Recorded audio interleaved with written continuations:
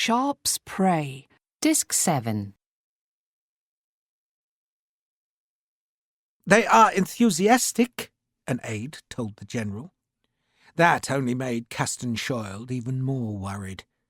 Enthusiastic men would rush into battle with no knowledge of its realities, yet duty and patriotism demanded that he take his inadequate force north to attack the British troops encircling the capital, and he tried to persuade himself that there was a real chance of surprise. Perhaps he could drive so deep into the British-held ground that he could reach the siege works about Copenhagen before the redcoats knew of his presence, and in his secret and slightly guilty dreams he imagined his men slaughtering the hapless enemy and throwing down their newly dug batteries. But in his heart he knew the outcome would not be so happy. But it had to be tried, and he dared not allow his pessimism to show. "Are there any enemies south of Roskilde?" he asked an aide. "A few," was the airy answer. "How many? Where?" Castanshoiled demanded savagely, and waited while the aide sifted through the dozens of messages sent by loyal people. Those reports said that enemy troops had appeared in Koga, but not many. "What is not many?" Castanshoiled inquired. "Fewer than 5,000, sir. The schoolmaster in Edgeby says 6,000, but I'm sure he exaggerates." "Schoolmasters can usually count reliably," Castanshoiled said sourly. "And who leads these troops?" "A man called—" The aide paused as he sought the right piece of paper. "Sir Arthur Wellesley." "Whoever he is," Castanshoiled said. "He fought in India, sir," the aide said. "At least the schoolmaster says he did. It seems some officers were billeted in the school, sir, and they said Sir Arthur gained a certain reputation in India." The aide tossed down the schoolmaster's carefully written letter. "I'm sure it isn't hard to beat Indians, sir." "You are?" Castanshoiled asked sarcastically. "Let us hope this Sir Arthur underestimates us as you underestimate him." Castanshoiled's dream of piercing the British lines about Copenhagen was dying fast, for even a handful of British troops would be sufficient to detect his approach and warn their comrades. And if the 5,000 or 6,000 men were under the command of an experienced general, then Castanshoiled doubted he would even get past them. But it had to be tried. The Crown Prince had ordered it, and so Castanshoiled gave the order to move north. It was a glorious late summer day. Castanshoiled's army marched on 3 roads, filling the warm air with dust. They had a handful of field guns, though all were very old, and the captain who commanded the battery was not at all sure their barrels would endure too much firing. "They've been used for ceremonial purposes, sir," he told the general, "for salutes on the king's birthday. Haven't had an actual ball up their gullets in 15 years. "But they should fire well enough?" Castanshoiled asked. "They should, sir," the captain said, though his voice was dubious. "Then make sure they do," the general snapped. The presence of the guns gave his men confidence, though they did little for Castanshoiled himself. He would rather have had a battery of new artillery, but all the new field guns were in Holstein, waiting for a French invasion that now seemed unlikely to happen. Why should the French invade Denmark when the British were forcing the Danes to become France's ally? Which meant the best troops and guns of the Danish army were all stranded in Holstein, and the British navy was blocking them from the island of Zealand, and General Castanshoiled was realistic enough to know that the best Danish generals were also in Holstein, which meant that the hopes of Denmark were pinned on one middle-aged and punctilious general who had a single ancient battery of unreliable artillery and 14,000 inadequately trained troops. Yet still he dared dream of glory. A squadron of cavalry trotted through the fields of stubble. They looked fine, and the sound of their laughter was reassuring. Ahead, up on the northern horizon, there was the smallest grey cloud. Castenschild fancied that was the smoke from the big guns at Copenhagen, though he could not be sure. Castenschild's hopes rose in the afternoon when his cavalry patrols reported that the British troops under Sir Arthur Wellesley had withdrawn from Køge. No one knew why. They had come, stayed for a night, and marched away again, and the road to Copenhagen was evidently open. Castenschild's dream of slicing into the soft belly of the British troops was still alive, and it grew even stronger when his small army reached Køge that evening and discovered the cavalry's reports were true. The British were gone, and the road was indeed open. The commander of the local militia, an energetic Chandler, had spent the time since the British departure digging entrenchments all about the small town. "If they come back, sir, we'll pepper them proper." "You have evidence that they'll come back?" Castenschild inquired, wondering why else the Chandler had dug such impressive trenches. "I hope they come back. We'll pepper them." The Chandler said he had only seen 3 British regiments, 2 in red coats and 1 in green. "Hardly more than 2,000 men, I should think." "Cannon?" "They had some, but so do we now." The Chandler beamed at the Danish guns trundling into the town. Castenschild's men bivouacked that night at Køge. There were reports of horsemen in the fields to the west, but by the time the general reached the place where the strange riders had been seen, they were gone. "Were they in uniform?" he asked, but no one was sure. Perhaps they had been local men. Castenschild feared it was an enemy patrol, but the pickets saw no more such horsemen. Most of the army camped in the fields, where a small stream twisted between woods and fields of stubble or turnips, while the luckier troops found shelter in the town, and the general himself was billeted in the pastor's house, behind St. Nicholas's church, where he tried to reassure his host that all would be well. "God will not desert us," Castenschild claimed, and his pious optimism seemed justified when, at midnight, he was woken by a returning cavalry patrol who had succeeded in riding as far as Roskilde, where they had discovered that town's garrison to be intact. The general decided he would send a message to Roskilde in the morning, demanding that its defenders march east towards Copenhagen. That might divert the British while he lunged up the open coast road. He forgot the vague reports of unidentified horsemen in the previous dusk because the dream was again taking shape. The general's breakfast of cold herrings, cheese and bread was taken long before dawn. The army was stirring, readying to march.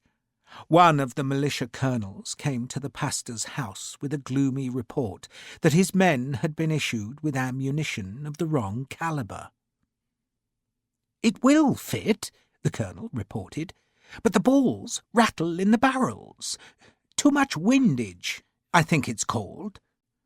The colonel was a cheesemaker from Vordingborg, and was not entirely sure he wanted to lead his wooden-clogged soldiers against British regulars. Castenschild ordered an aide to sort out the problem, then strapped on his sword belt and listened to the gulls crying on the long beach. Today, he thought, he would either become famous or infamous. Today he must march his men up that long coast road, ever flanked by the sea, with its threat of the British Navy, and he must hope to pierce deep into the enemy troops that were wrapped about the capital. "Hammers and nails," he told an aide. "Hammers and nails, sir?" "To spike the British guns, of course," Castenschild snapped, wondering if he had to do all the thinking in the army. "Soft nails, if you can find them. And search the town for axes to break the wheel spokes of the gun carriages," he added quickly, before the aide could ask why he wanted axes. "You have time for prayers?" the pastor asked him. Prayers? Castenschiold had been wondering if the water anywhere along the coast was deep enough to allow the big British ships close enough inshore to use their terrible broadsides against the road. "You would be most welcome at our family prayers," the pastor explained. "I must be moving," Castenschiold said hurriedly. "But pray for us. Do pray for us." He mounted his horse and, followed by a half-dozen aides, rode north in the thinning mist. The dawn was just showing above the eastern sea when he reached the northern edge of his encampment, and there summoned his commanders. "I want your men on either flank today," he told the 2 cavalry officers. "Push patrols forward, of course, but keep the bulk of your men close. And there'll be no stopping today. Carry forage if you need it, and tell your men to put dinner in their saddlebags. Speed, gentlemen." He spoke now to all the officers. "Speed is essential. We have to reach the enemy before they know we are coming." He talked to his officers atop a small ridge. To his right, surprisingly close, was the long beach, and ahead of him the road to Copenhagen led between wide fields that sloped towards a shadowed tangle of hedgerows and trees. The sun was still below the horizon, but far off, silhouetted against the blanching east, he could see a ship of the line. "The regular infantry will lead the march," Castenschiold decreed. "Artillery next, and then the militia. I want to be fighting by midday." By noon he should be close to Copenhagen, and he planned to keep his cavalry and regular infantry to fight any redcoats who might oppose him, but release his militia loose among the batteries. They would spike the guns, break the carriage wheels, and burn the powder chargers. He could see it now, see the smoke whirling up from shattered batteries, see himself a hero. "Right, gentlemen, let us make ready. We march in 30 minutes. He pointed dramatically northwards, a gesture in keeping with his grand ambitions. Some of the officers turned to stare where he pointed, and saw a dark patch of shadow move where the road vanished among some trees. Castenschiold also saw the shadow and thought it was a deer, or perhaps a cow. Then he saw it was a man on horseback. "Who sent out patrols?" he demanded. "Not one of ours, sir," a cavalryman answered. There were 6 horsemen on the road now, and they had stopped, probably because they had seen the faint glow of the Danish campfires showing above the ridge where Castenschiold had tried to inspire his men. Castenschiold took his telescope from his saddlebag. The light was still bad, so he dismounted and had an aide stand in front of him so he could use the man's shoulder as a rest for the glass. Cavalrymen. He could see sabre scabbards, but the men were not Danes. Their hats were the wrong shape. He stooped slightly, letting the glass go beyond the cavalryman to where the road ran up beside the distant beach. For a time he could only see grey and black, mist and shadow. Then the hidden sun's light grew, and the general saw men marching. It was darkness moving, a mass of men, columns of men, and they were trampling on his dream. He collapsed the telescope. "We're staying here," he said quietly. "Sir?" One of the aides thought he must have misheard. "Regular infantry here," Castenschiold said, indicating the low crest that dominated the road.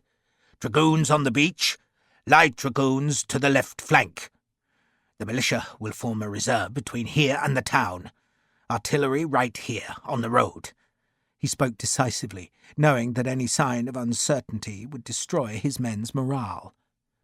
Because the British were coming. There would be no attack on the siege works about Copenhagen. Instead, fate had decreed that General Castenschild must fight in front of Koga. So, let them attack us here, Castenschild decided. It was not a bad position. His regular troops dominated the road, his right flank was secured by the sea, and the newly dug entrenchments were at his back, if he should need to retreat. The 6 enemy cavalry scouts had vanished, carrying the news of the Danish presence to the advancing British. The sun flared on the horizon to flood the wrinkling sea with gold. It would be a beautiful day, Castenschild thought, a beautiful day for a killing. His gloomy thoughts were interrupted by the arrival of a small cart from Koga. The cart was pulled by a shaggy pony and escorted by a cheerful aide. "Hammers and nails, sir," the aide reported, "and 43 axes." "Take them back," Castenschild said. "Just take them back." "Sir?" "Take them back," he snarled, for the dream was dead. Castenschild extended his telescope again and saw the enemy infantry coming from the woods. Some were in red jackets and some in green. Green? He had never heard of any British infantry wearing green. The enemy was spreading along his front now, too far away for any cannon to reach, but waiting for their own guns to arrive, and for a few moments Castenschild was tempted to attack them. He outnumbered the British, he could see that, and he toyed with the thought of releasing his men down the slope, but resisted the temptation. Inexperienced troops fought better when they defended a position, so he would let the outnumbered enemy climb the long hill into the teeth of his guns, and perhaps, even if he could not raise Copenhagen's siege, he could give Denmark a victory. The Danish guns unlimbered, the flag was raised, and the infantry formed line. They were ready to fight. "What the devil are you doing here?" Captain Warren Dunnet inquired of the battalion's quartermaster. He had never liked the man. He was up from the ranks, and, in Dunnet's opinion, had an inflated idea of his own competence, and, worse, had served in India and believed, therefore, that he knew something of soldiering. "The colonel sent me, sir. He told me you were a lieutenant short." "And where the hell have you been, anyway?" Captain Dunnet stooped to the hand mirror that he had wedged in the split top of a fence post. He scraped a razor down his cheek, carefully avoiding the tip of his wiry moustache. "Haven't seen you in weeks." "I was on detached service, sir." "Detached service?" Dunnet inquired acidly. "What the hell's that?" "I was working for General Baird." And what the hell would Sir David Baird want with a man like Sharpe? Dunnet was not going to ask. "Just don't get in the way," he said curtly. He shook water off his razor and ran a hand over his chin.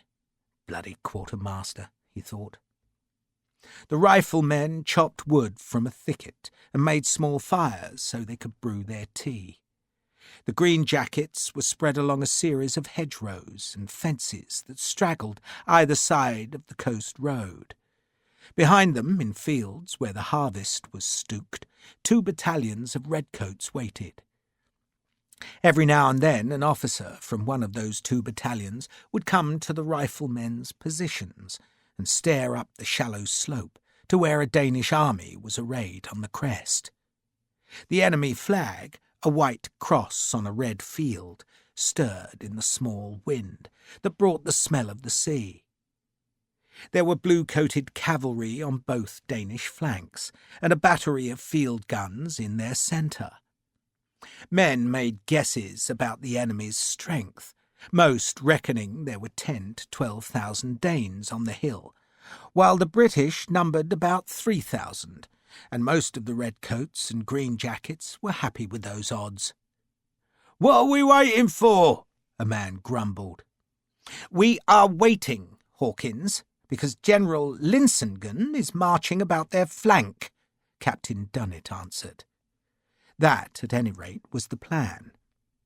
General Wellesley would pin the enemy down by threatening an attack, and Linsingen, of the King's German Legion, would march around their backside to trap them.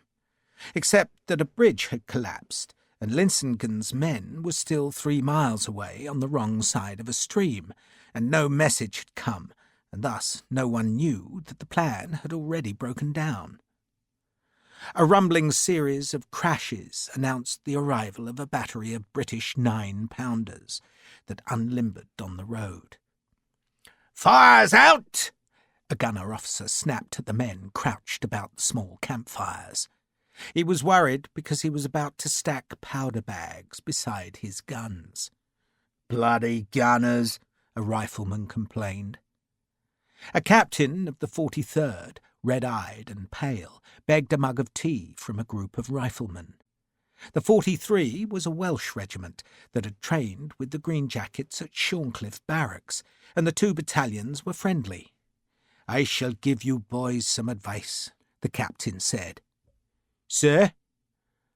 "Avoid aquavat. Avoid it.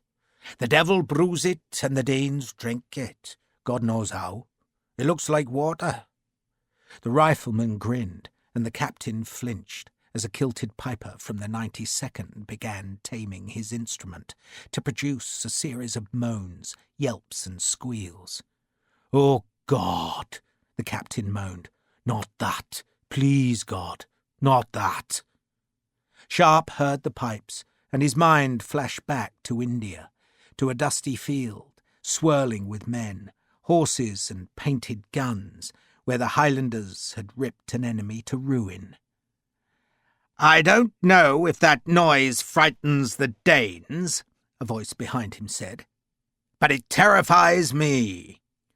Sharpe turned to see that Sir Arthur Wellesley was examining the enemy through his telescope.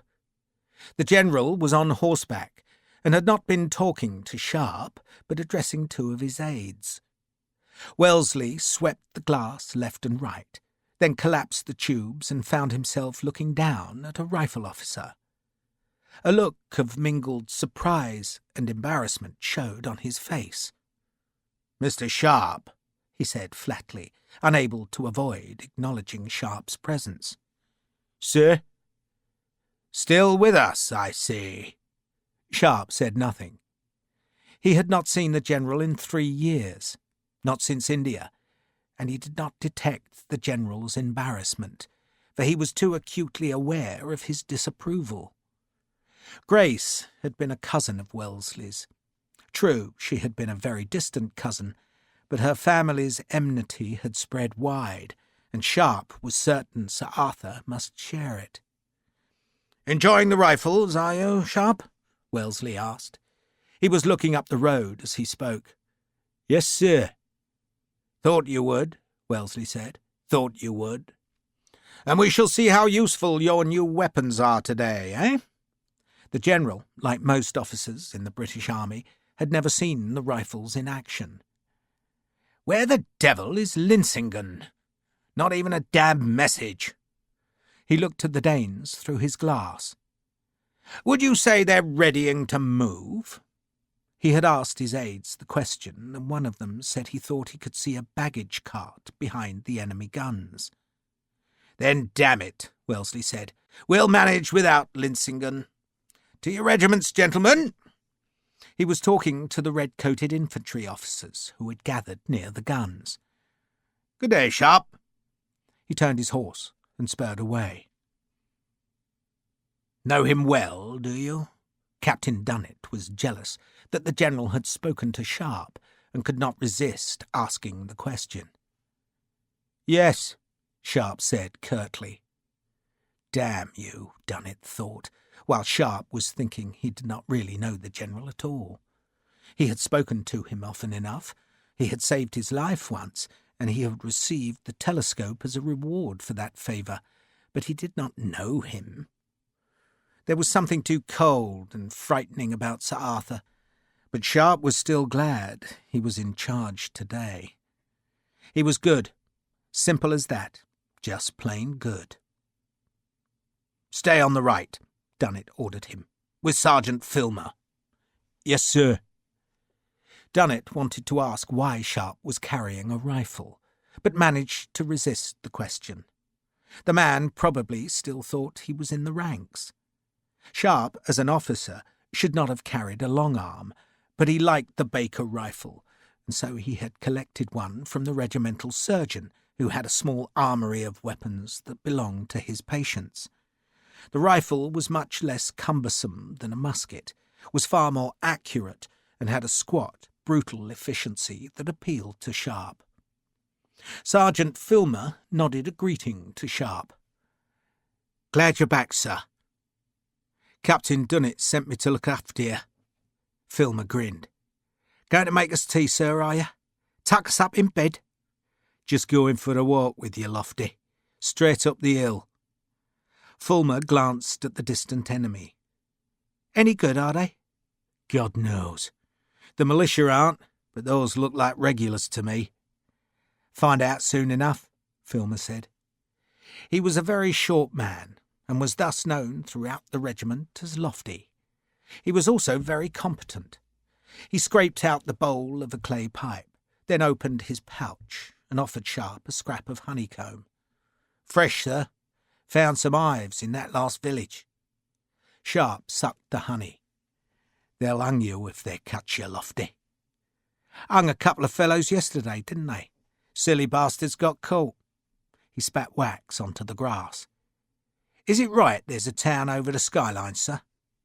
"Called Cogue," Sharpe said, thinking that he must have been very near this place when he had escaped from Lavisser. "Bloody daft names they've got here, sir." Filmer held his rifle's trigger and worked the cock back and forth. "I put some oil on her," he explained, "'cause I reckon she got a bit damp at sea." He glanced at his men. "Don't be bloody sleeping, you dozy bastards. There'll be work for you in a minute." The artillerymen had loaded their guns and now stood ready to fire, while the 92nd, over by the breach, was forming a line. The 43rd, immediately behind Sharpe, was doing the same. 2 regiments of redcoats and 1 of greenjackets.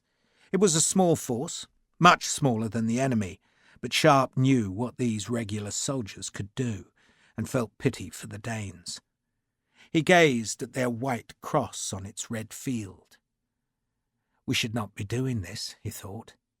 "We should be fighting the French, not the Danes." He thought of Astrid, and then felt guilty because of Grace. "We'll see if it all works now, sir," Filmer said cheerfully. "We will," Sharpe agreed. They would see if the months of hard training at Shorncliffe had been worthwhile. The army had always employed skirmishers, men who ran ahead of the rigid formations to harry and weaken the waiting enemy. But now the army was employing riflemen to make those skirmishers more deadly. There were plenty who said the experiment was a waste of time and money, for rifles were much harder to reload than the smooth-bore muskets, and so a greenjacket could only fire 1 shot to a musket's 3 or even 4.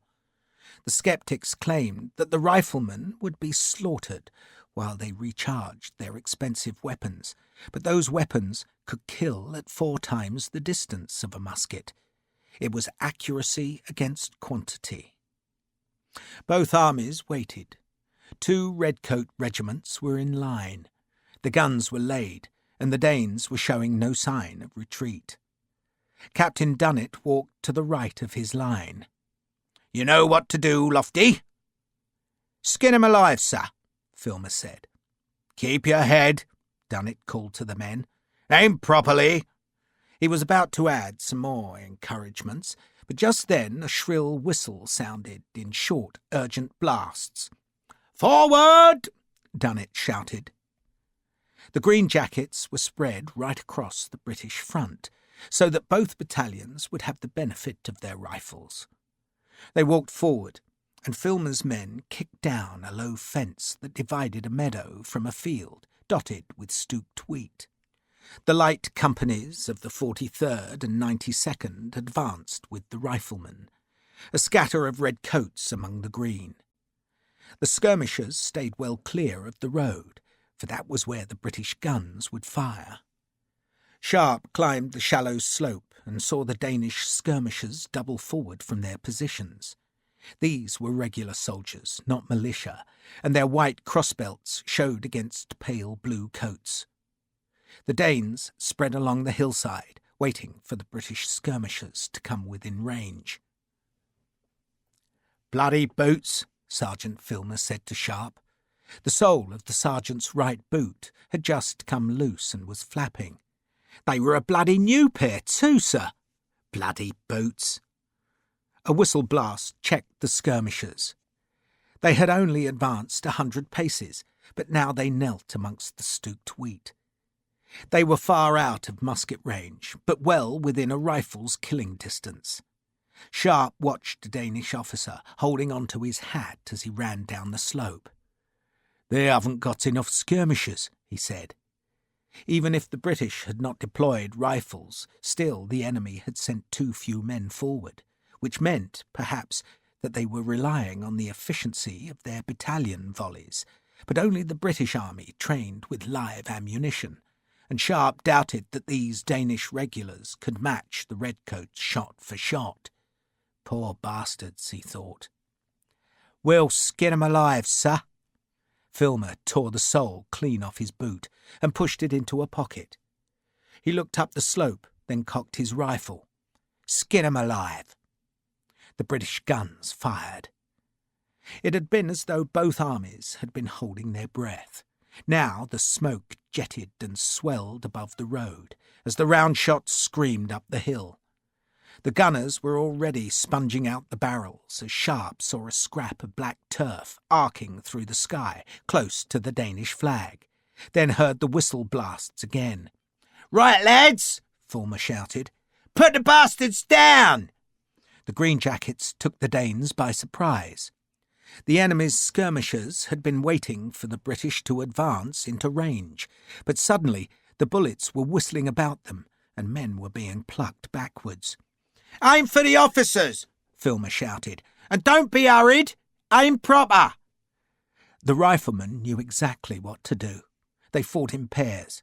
One man aimed and fired, then the other protected the first as he reloaded. The Danish skirmishers were recovering from their surprise and coming downhill to get within musket range, but they were too few, and the closer they came, the faster they were hit. The rifles, unlike the smooth-bore muskets, had sights, and many of the riflemen wore merit badges because they were expert marksmen. They aimed, fired, and killed, and the Danes were being hit hard at a range no man would have thought to be lethal. Filmer just watched. "Good boys," he muttered. "Good boys." The redcoat skirmishers were firing now, but it was the rifles that were doing the damage. "It works, Lofty," Sharpe called. "Bloody well does, sir," Filmer answered cheerfully. The enemy officer, who'd been holding his hat, was on the ground. A man ran to him and was struck by 2 bullets. Riflemen called targets to each other. "See that big dozy bugger with a limp?" Sharpe was oddly surprised by the noise. He had been in bigger battles than this, far bigger, but he had never realised just how loud it was. The ear-pounding blows of the field guns were overlaid by the crack of the rifles and the brutal coughing of muskets. And that was only the skirmishers. None of the main battalions had so much as fired a volley, yet Sharpe had to shout if he wanted Filmer to hear him. He knew he was sympathising with the Danes. Most of them, the overwhelming majority of them, would never have been in a battle, and the noise alone was an assault on the senses. It was hammering and echoing, unending, crashing gouts of dirty smoke, riven with red fire, and over it, like a descant, the screams of the wounded and dying. The round shot blasted great lumps of earth from the crest, ripped a Danish cannon wheel to splinters, and took a man's head in an explosion of blood.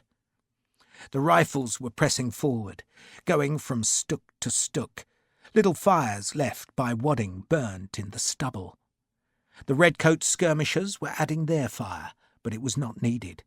The rifles were winning, and the Danish light troops were going back to their line. "Forward!" Filmer called. "Two on the right," Sharpe shouted. "See them, Maddox? Art! Get those bastards!" The trails of the British field guns were gouging ruts in the road as the weapons recoiled. Smoke thickened until the gunners were firing blind, but still the shots seared home. The green jackets could shoot at the Danish ranks now. They looked for officers, as they had been trained to do, took aim, killed, and looked again. The Danish ranks shifted uncomfortably, unprepared for this kind of distant fusillade. Then, in the hell of other noises, Sharpe heard the savage flare of the pipes and saw that the 92nd was advancing up the long slope. The British guns were still hammering the enemy centre. The Danish guns had stayed silent, but now a great blossom of smoke showed at the hilltop, but the sound was all wrong. A gun had exploded. "On! On!" Dunnet called. "Closer!" The 43rd was advancing now. There was to be nothing subtle here. The Welshmen and the Highlanders were in line and walking straight up the slope.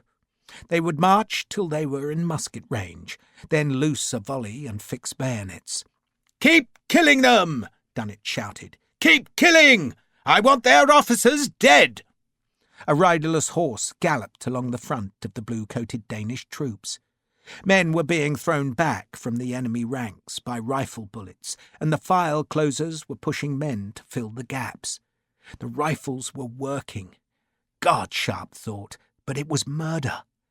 His rifle was loaded, but he had not shot it. "Bring on the frogs, eh, sir?" Filmer said. "Bring on the bloody frogs!" Wellesley ordered his cavalry forward on the left flank beside the beach. They were German hussars, and they streamed out of the dunes, leaving a trail of dust, their drawn blades glittering, and the sight of them must have convinced the Danes that the position was lost, for long before the advancing redcoat battalions came within range, they began to vanish from the crest. The firing died down as the targets vanished. There was a scatter of bodies higher up the field, but only one green jacket was down. "Get his boots," Filmer told a man. "It was horrible Hopkins," he told Sharpe. "Smacked in the eye." "Forward! Forward!" Wellesley's voice rose sharp. The gunners were limbering up again. The German hussars had gone back to the line's centre, their mere presence having been enough to dislodge the enemy. The kilted Scots were already at the hill's crest, and the riflemen on the right of the road ran up to the skyline to see Køge ahead of them. Low roofs, chimneys, church spires, and a mill. It could have been a town back home if the roofs had not been so red, but what caught Sharpe's eyes were the entrenchments that scarred the fields at Køge's edge. The Danes had not run away. They had merely pulled back into fortifications. The British infantry was hurrying on, but Danish cavalry was suddenly streaming out of the trenches and threatening to curl round the right-hand end of Wellesley's line. There was a clamour of bugle and whistle calls. The 43rd stopped. It did not form square, though every man was half expecting the order. The riflemen, vulnerable to a cavalry charge, hurried back towards the protection of the Welshmen's muskets, but then the German hussars appeared again, this time on the inland flank, and the Danish horsemen, outnumbered, checked their advance. Sharpe, his rifle cocked, ready to meet the cavalry charge, realised that Sir Arthur Wellesley must have anticipated the Danish manoeuvre and had his horsemen ready. The pipes started again, and Sharpe saw that the 92nd was being sent straight at the entrenchments. They were not even waiting for the artillery, just marching forward to the beat of their drums and the wild music of the pipes. "Even bastards," Filmer said in a tone of admiration. Sharpe was remembering a say, remembering the Highlanders marching so calmly into the heart of the enemy. The Danes, he reckoned, would have been unsettled by their swift retreat from the crest, and now they were being presented with an impudent assault that reeked of confidence. They could see the British artillery unlimbering, and knew that the 2nd Redcoat Battalion was readying to follow the 1st, yet in all probability it would not be needed, for there was something utterly implacable about the Highlanders. They looked huge in their black fur hats as they advanced towards an angle of the trenches. The defenders far outnumbered them, but the trenches had been too hastily dug, and the Scotsmen were attacking one salient corner, so that their massed musketry could drown a small portion of the defences with fire. The men farther down the trenches were too far away to help. "They're going to run," Sharpe said. "You reckon so?" Filmer was not sure. "One volley and the bayonet," Sharpe said. "Then the whole lot will bugger off." The Danes opened fire. They had lost their artillery, but their musketry was heavy. "Close up! Close up!" Sharpe heard the familiar litany of battle. "Close up!" The Scots appeared to ignore the fire, but just walked towards the smoke-rimmed piles of earth. A few bodies lay behind the battalion. Yellow ribbons fluttered from the pipes. "Halt!" The 92nd stopped dead. "Present!" It seemed that every man took a slight turn to his right as the muskets came up into their shoulders. "Fire!" One volley, one blast of foul, stinking smoke. "Fax bayonets!" There was an odd silence in which Sharpe could hear the click of the bayonets being locked onto smoking muzzles. "Forward!" The line moved into their own smoke, showed again beyond the ragged cloud. "Charge!" The Scotsmen, released, gave a cheer, and Sharpe saw defenders scrambling from trenches and fleeing south. The air was suddenly alive with bugles and whistles. "Don't let them go to earth!" Wellesley shouted at the 43rd's commanding officer. There were more troops appearing in the west, and the Welsh officer called a warning, but the newcomers were the Germans under General Linsingen. Cavalrymen broke away from Linsingen's columns to start the pursuit. "Bloody hell," Filmer said. "That was quick." "Rifles!" a voice shouted. "Companies in column! On the road!" The Greenjackets, like every other man in Wellesley's army, had been hoping they could go into the town, where there was food, liquor and women. But only 2 companies went with the Highlanders to clear Coga's streets, while the rest were ordered south, behind the scavenging cavalry. They marched for an hour, passing corpses left in the fields by the marauding horsemen, and listening to the occasional crackle of far-away carbines. Some of the Danish dead were wearing wooden clogs. Scores of prisoners were being escorted northwards. At noon, the marching column approached a village and found they had at last caught up with the cavalry. The German horsemen had dismounted because a rearguard of the enemy was stubbornly defending a church and graveyard. The horsemen were firing carbines and pistols at too long a range and wasting their bullets against stone walls that were wreathed with smoke from Danish muskets. "It'll be a job for us," Sergeant Filmer said. "Just you wait." And wait they did.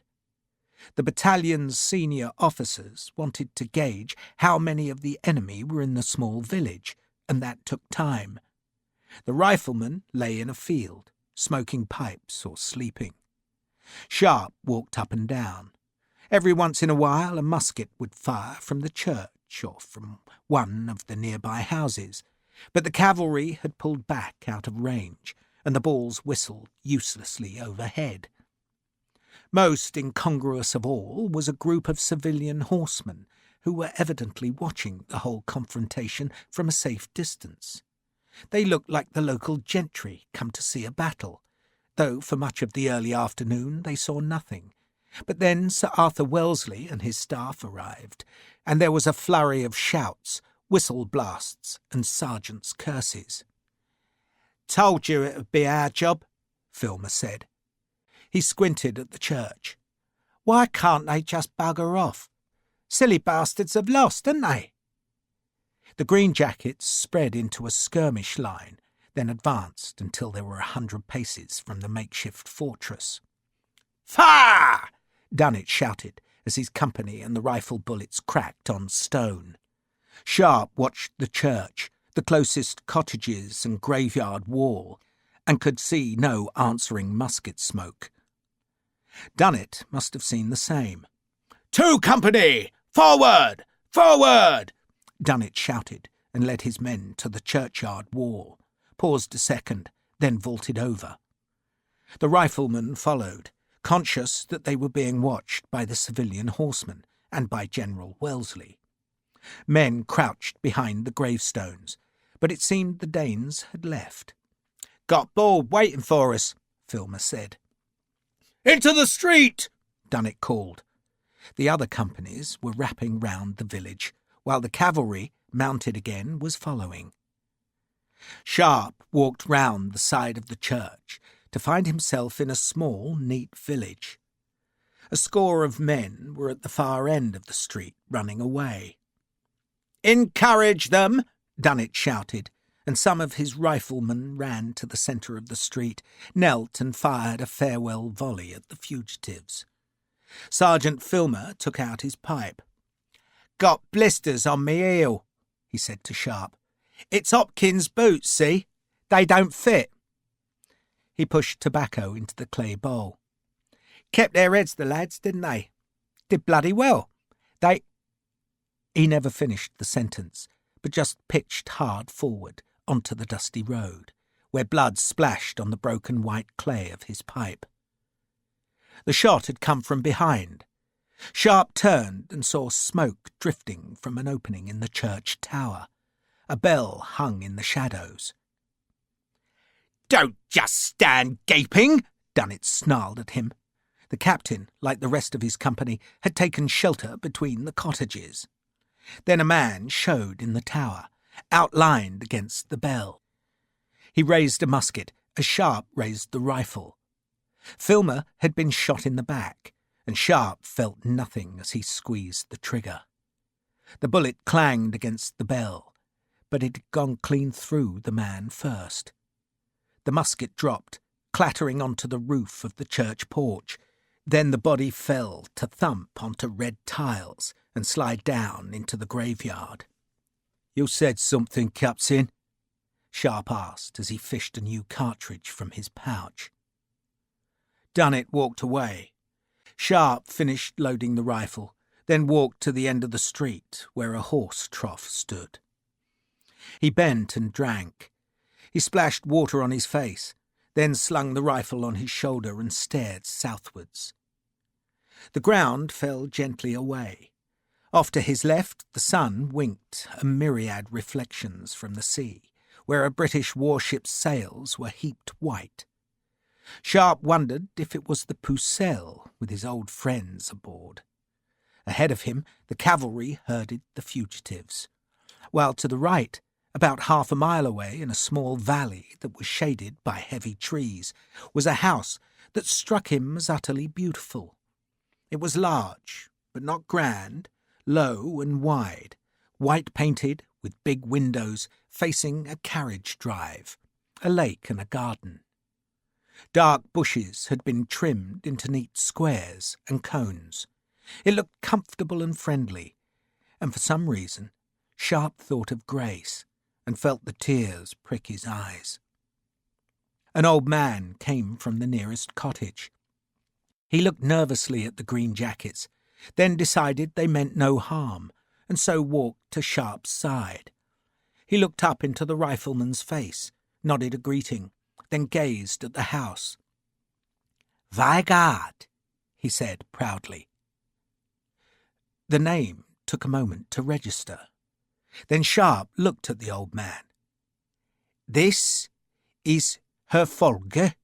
he asked, nodding towards the village. "Ja, her Folge," the old man said happily, gesturing to the village, then pointed to the house. Vigard! Lavissa's grandfather's house. Vigard. And Lavissa had reached Copenhagen remarkably quickly, much too quickly for a man carrying a heavy chest of gold. And surely, Sharpe thought, Lavissa would not want the gold trapped in a city that might be captured by an enemy. "Tak," he said fervently. "Mange tak." Many thanks, for he was going to Vigard. Chapter 8. Vigard's gates were closed, but not locked. At first, Sharpe thought the house was deserted. It was so quiet. Then he realized no one would leave an empty house with its shutters open. Red roses grew between the windows. The front lawn was newly scythed, the smooth green marked where the blade's tip had left almost imperceptible wide curves, and the afternoon air was filled with the scent of cut grass. He walked around the side of the house, past the large stables and coach house, through a flower garden that buzzed with bees, then under an archway cut from a box hedge, and found himself on a wide lawn that sloped to a lake. In the middle of the grass, beneath a spreading white parasol, a dark-haired woman lay in a chair.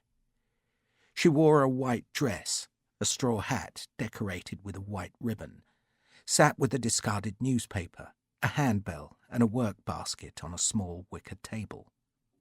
Sharpe stopped, expecting her to challenge him or to call for the servants, but then realized she was asleep. It seemed extraordinary, a woman dreaming away the somnolent afternoon, while not a mile away cavalrymen were rousting terrified fugitives from ditches and hedgerows. The back of the house was heavy with wisteria, amongst which a white-painted door stood invitingly open.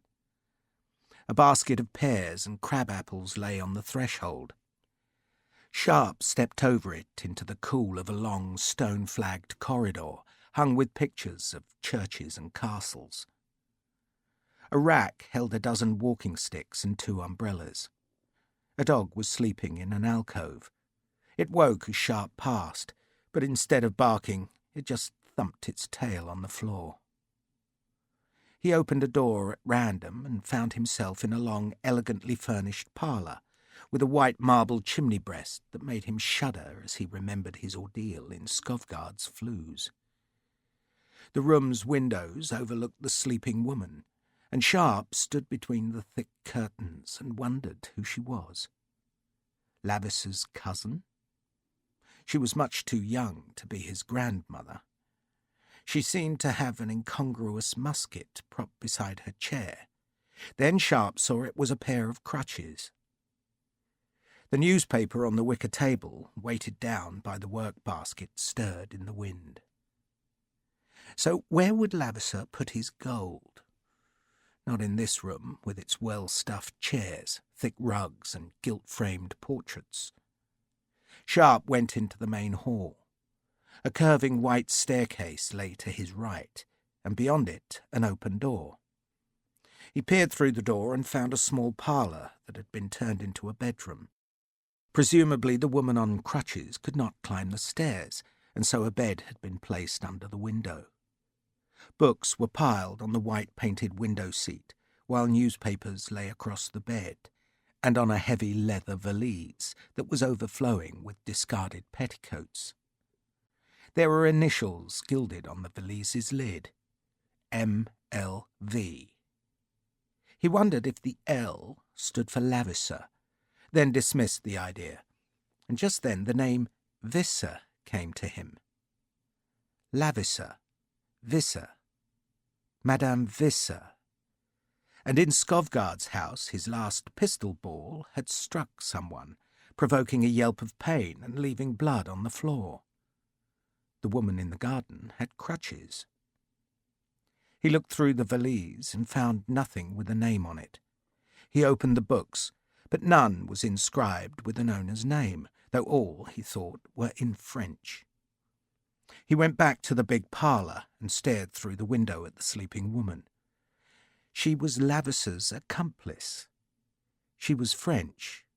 She was the enemy. Sharpe reckoned he could spend all day searching the house for gold, but why bother, when Madame Visser could probably tell him where it was? He went back into the passage where the dog thumped its tail in welcome for a second time, crossed the lawn, and stood behind the chair, where he unslung the rifle from his shoulder. "Madame Visser?" he asked. "Our?" She sounded startled, then went silent as she heard the weapon being cocked. She turned very slowly. "We met last week," Sharpe said. "I'm the man who shot you." "Then I hope you suffer all the torments of hell," she said calmly. She spoke English well, a disturbingly good-looking woman, Sharpe thought, with an elegant face, dark hair, and the eyes of a huntress. Those eyes, instead of showing fear, looked amused now.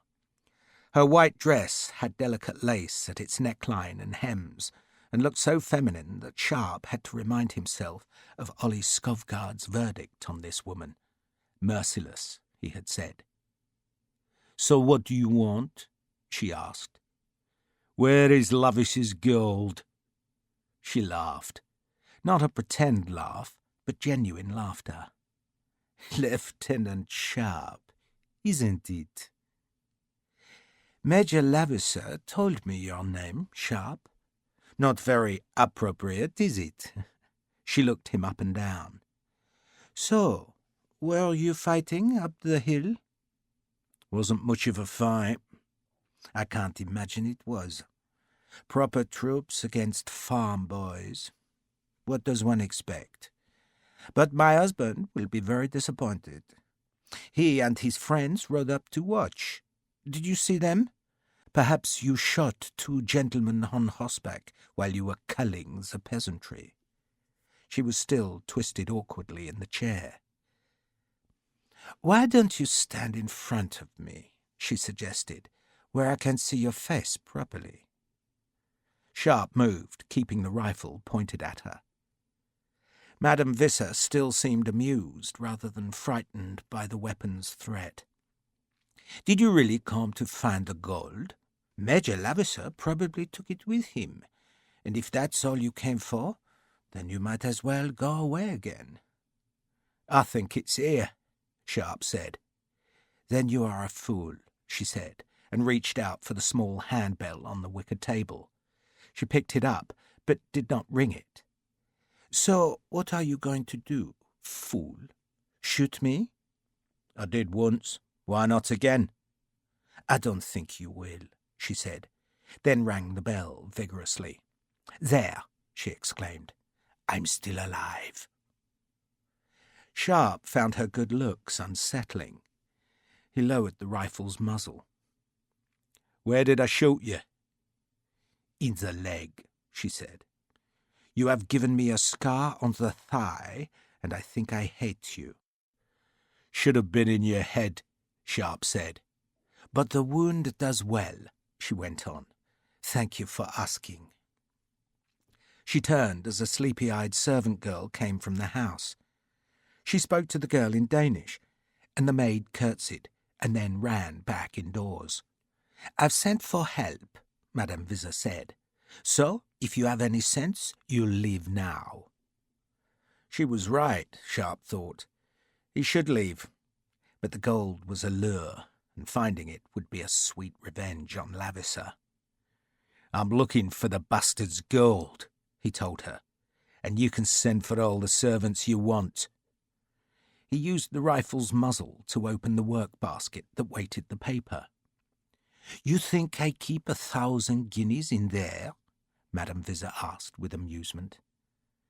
Sharpe had been looking for a pistol, but the only things in the basket were folded papers and a lethally long hat-pin. He backed away. 1,000 guineas? He asked.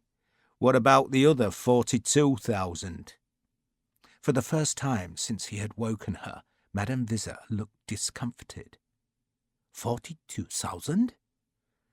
He stole 43,000 guineas, Sharpe said. What did he tell you? That it was 1,000? She said nothing, and he knew he had surprised her. So, which room did he use here? He asked her. She shrugged. Upstairs, I suppose. She frowned at Sharpe. 43,000? She sounded disbelieving. All except for 15 guineas that I stole off him. I imagine he took it to Copenhagen, Madame Visser said. Or hid it here, Sharpe said. She nodded. There are cellars and attics, she shrugged. What will you do with it? Return it to the British. Madame Visser smiled. I think, Lieutenant, you will keep it, and my silence will cost you 5,000. He backed away. Cheap, aren't you? She just smiled and blew him a kiss. He still backed away, unsure whether she had a pistol hidden under her skirts, but she did not move, just watched as he went back into the house. He went upstairs. He considered searching the bedrooms, but decided Lavisser would not leave a fortune where any servant could filch from it, and so he looked for the attic stairs and found them behind a small door. The loft was dusty, but lit by small dormer windows, and it was also crammed with chests, valises, and crates. His hopes rose. There was no gold. There were chests filled with ancient papers, crates of old toys, and piles of moth-eaten clothes. There was a child's sledge, a rocking horse, and a model ship that was rigged with cobwebs, but no guineas. He could not search all the boxes, but he could lift them and detect from their weight where the gold was stored inside, and there was none. Damn, he thought. So, search the cellars. Madame Visser had sent for help, and even though no one had yet disturbed him, he knew he did not have much time. He ran down the narrow, uncarpeted attic stairs, then crossed the landing and went down the big curving stairs, and there, in the hall, of all people, was Captain Warren Dunnet. A half-dozen riflemen were with him. Their grubby uniforms looked out of place in the elegant setting. Dunnet smiled as Sharpe came downstairs. "You're under arrest, Lieutenant." "Don't be daft," Sharpe said. He saw the surprise on Dunnet's face, then pushed past the 6 riflemen who looked embarrassed. "Sharpe!" Dunnet called. "Go boil your head," Sharpe answered. He went down the passage, past the dog, and so out into the back garden, where Madame Visser was now attended by Captain Murray and 2 black-coated civilians in breeches and riding boots. The maid, Sharpe guessed, must have run to the village and appealed to the British. Captain Murray, a decent man who commanded a company of green jackets, shook his head sadly. "What were you thinking of, Sharpe?" "Thinking of nothing," Sharpe protested. Dunnet and his men had followed him onto the lawn. "Do you know who this woman is?" Sharpe asked Murray. "She's my wife, Lieutenant," one of the 2 civilians answered, "and I am an accredited French diplomat." "Last week," Sharpe said, "I watched that bitch pull a man's teeth because he was a British agent." "Don't be ridiculous," Dunnet snapped. He stepped towards Sharpe and held out his hand. "Give me your pistol, Lieutenant, and your sabre." "Captain," Madame Visser said reprovingly, "perhaps Lieutenant Sharpe has been affected by battle. I am told it makes some men insane. I think you should place him in a hospital." "We shall arrest him, ma'am," Dunnet said enthusiastically. "Give me your rifle, Sharpe." "Bloody take it," Sharpe said. The anger was rising dangerously in him. "Richard," Captain Murray said demoliently. He took Sharpe's elbow and showed surprise when his hand was shaken off. "This isn't the place, Richard," he said softly. "We can sort things out back at the village." There's nothing to bloody sort out. I didn't do anything here. You trespassed, Richard, and it ain't a serious offence. Lieutenant Sharpe! Dunnett was becoming impatient. You will give me your weapons now, or I shall order my men to take them. Parole, Warren, parole, Murray suggested. Madame Visor watched Sharpe with mock sympathy and a half-smile. She had won and was enjoying his humiliation. Then a new voice sounded angrily from the arch in the box hedge. "What the devil is going on?" the voice demanded, and the group on the lawn turned to see that Sir Arthur Wellesley, attended by 3 aides, had come to the house. "Someone tells me an officer was plundering here." The general was plainly furious as he strode across the grass. "My God, I will not abide plundering, especially by officers. How can you expect obedience from the men when officers are corrupt?" "I took nothing," Sharpe protested. "It's you," Wellesley said in a distant tone. Madame Visor, struck by the general's good looks, was smiling at him, while her husband bowed stiffly and introduced himself. Wellesley spoke to them in fluent French. Dunnett and Murray stood back, and Sharpe stared down at the wicker table and cursed his impulsiveness. Wellesley turned cold eyes on Sharpe. "Monsieur Visor tells me you were annoying his wife."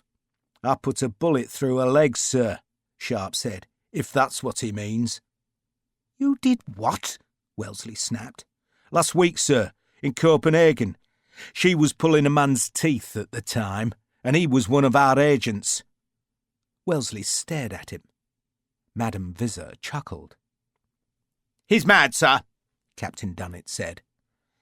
"I fear the sun, or else the strain of battle has gone to his head, Sir Arthur," Madame Visor said gently.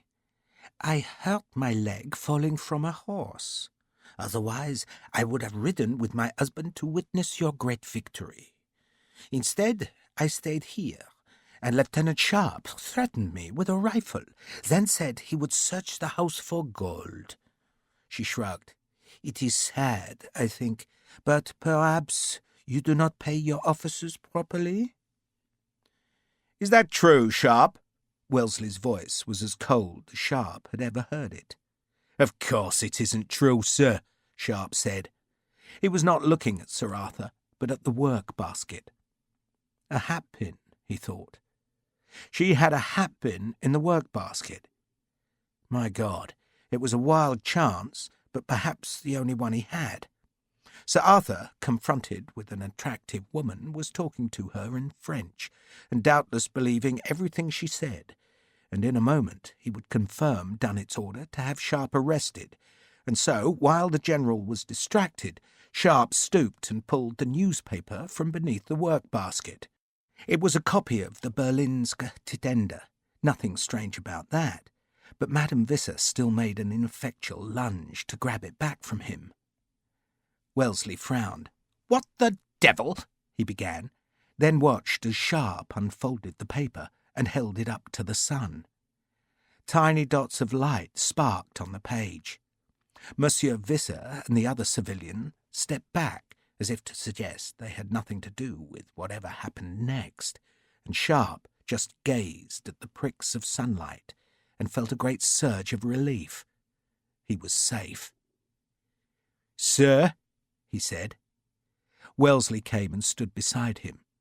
He took the paper and held it high. He stared at the pinpricks for a very long while. Dunnett, not understanding what was happening, fidgeted.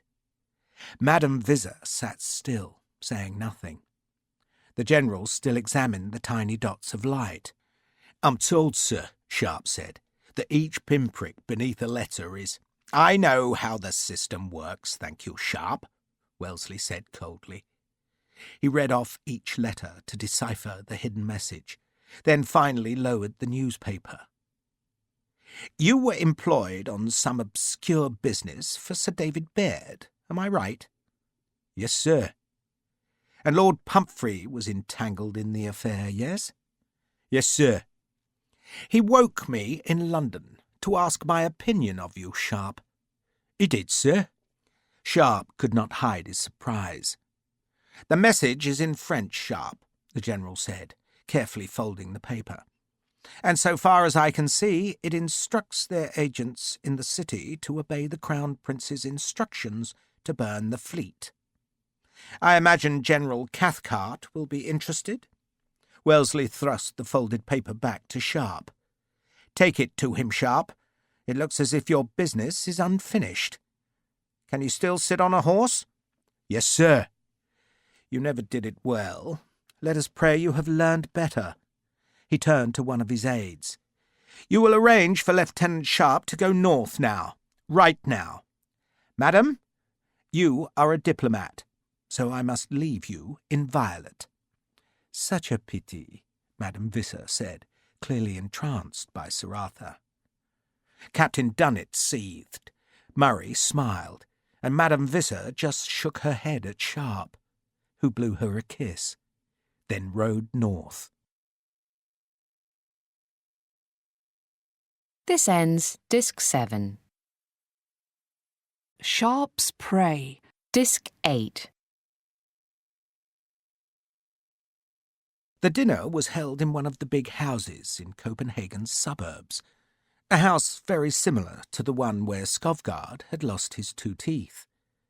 A dozen men sat about the table that was presided over by General Sir William Cathcart, 10th Baron Cathcart, and commander of His Britannic Majesty's army in Denmark.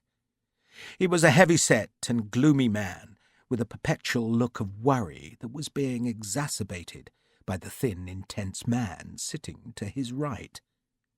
Francis Jackson was from the Foreign Office and had been sent to Holstein to negotiate with the Crown Prince long before Cathcart's forces had left Britain.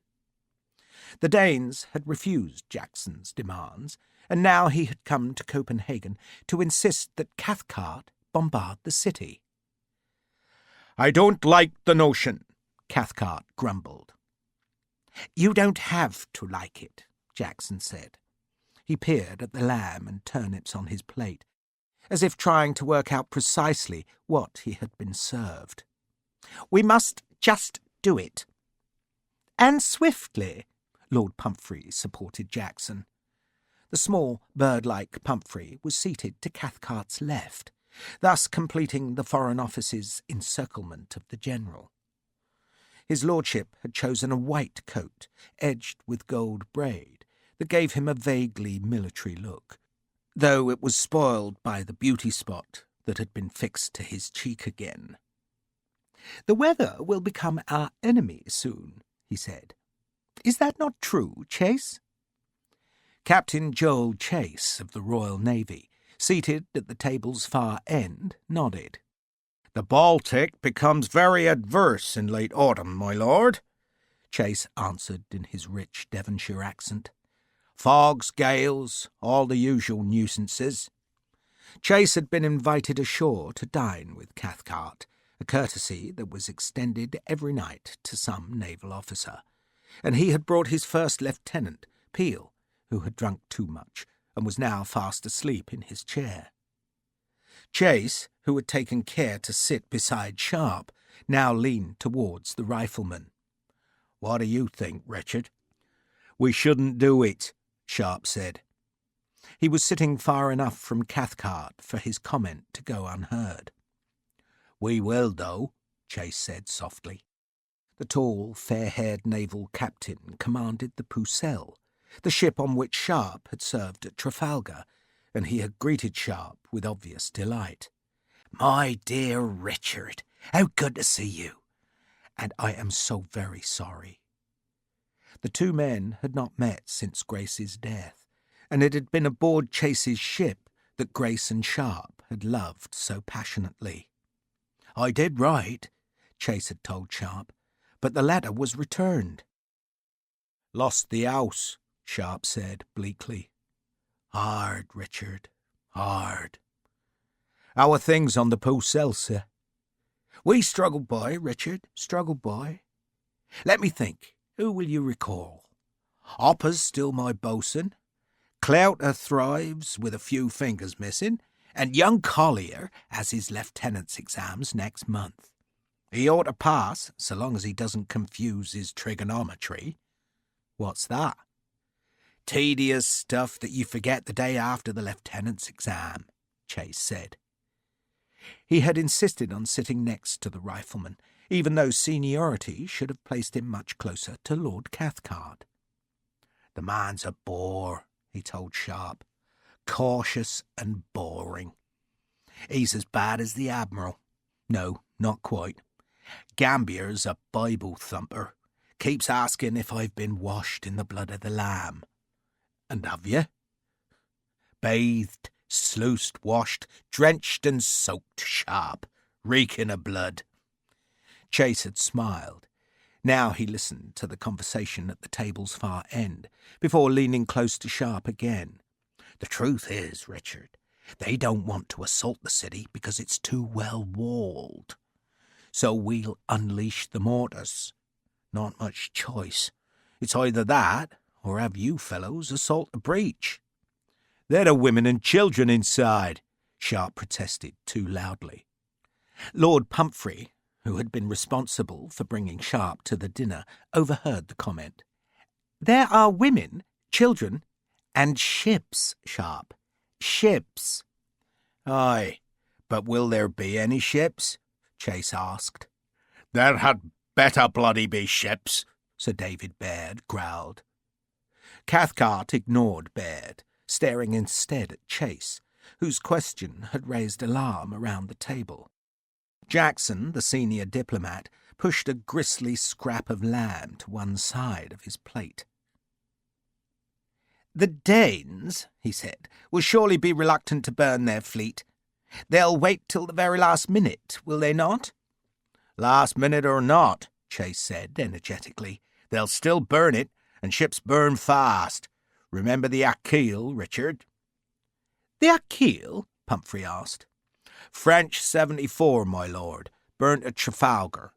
1 minute she was fighting, next minute an incandescent wreck. Incandescent. He pronounced each syllable cheerfully. We risk a city full of dead women and children in return for a pile of damp ashes. Cathcart, Jackson and Pumphrey all frowned at him. Lieutenant Peel woke himself up by snoring abruptly and looked about the table, startled. The message concealed in the newspaper, Lord Pumphrey said, is presumably addressed to Levasseur. We can assume so, Jackson agreed, crumbling a piece of bread. And it grants him permission from his French masters to carry out the Danish orders to deprive us of the fleet. Agreed, Jackson said carefully. The good news, Cathcart intervened, is that thanks to Mr. He paused, unable to remember Sharpe's name. Thanks to the lieutenant's watchfulness, we intercepted the message. Lord Pumphrey smiled. We can be quite certain, my lord, that more than one copy was sent. It would be usual in such circumstances to take such a wise precaution. We can also be certain that because Monsieur and Madame Viseur are protected by diplomatic agreement, they are free to send more such messages. Precisely so, Jackson said. Ah, Cathcart shrugged and leaned back in his chair. And we shall look remarkably foolish, Lord Pumphrey continued mildly, if we were to capture the city and find, as Captain Chase so delicately phrases it, a pile of damp ashes. Damn it, man, Cathcart said. We want the ships. Prize money, Chase whispered to Sharpe. More wine. But how to stop the ships being fired? Pumphrey asked the table at large. Pray for rain, Lieutenant Peel suggested, then blushed. Sorry. General Baird frowned. They'll have their incendiaries ready, he observed. You can explain that, Sir David? Jackson asked. They'll have stuffed the ships with incendiaries, Baird said.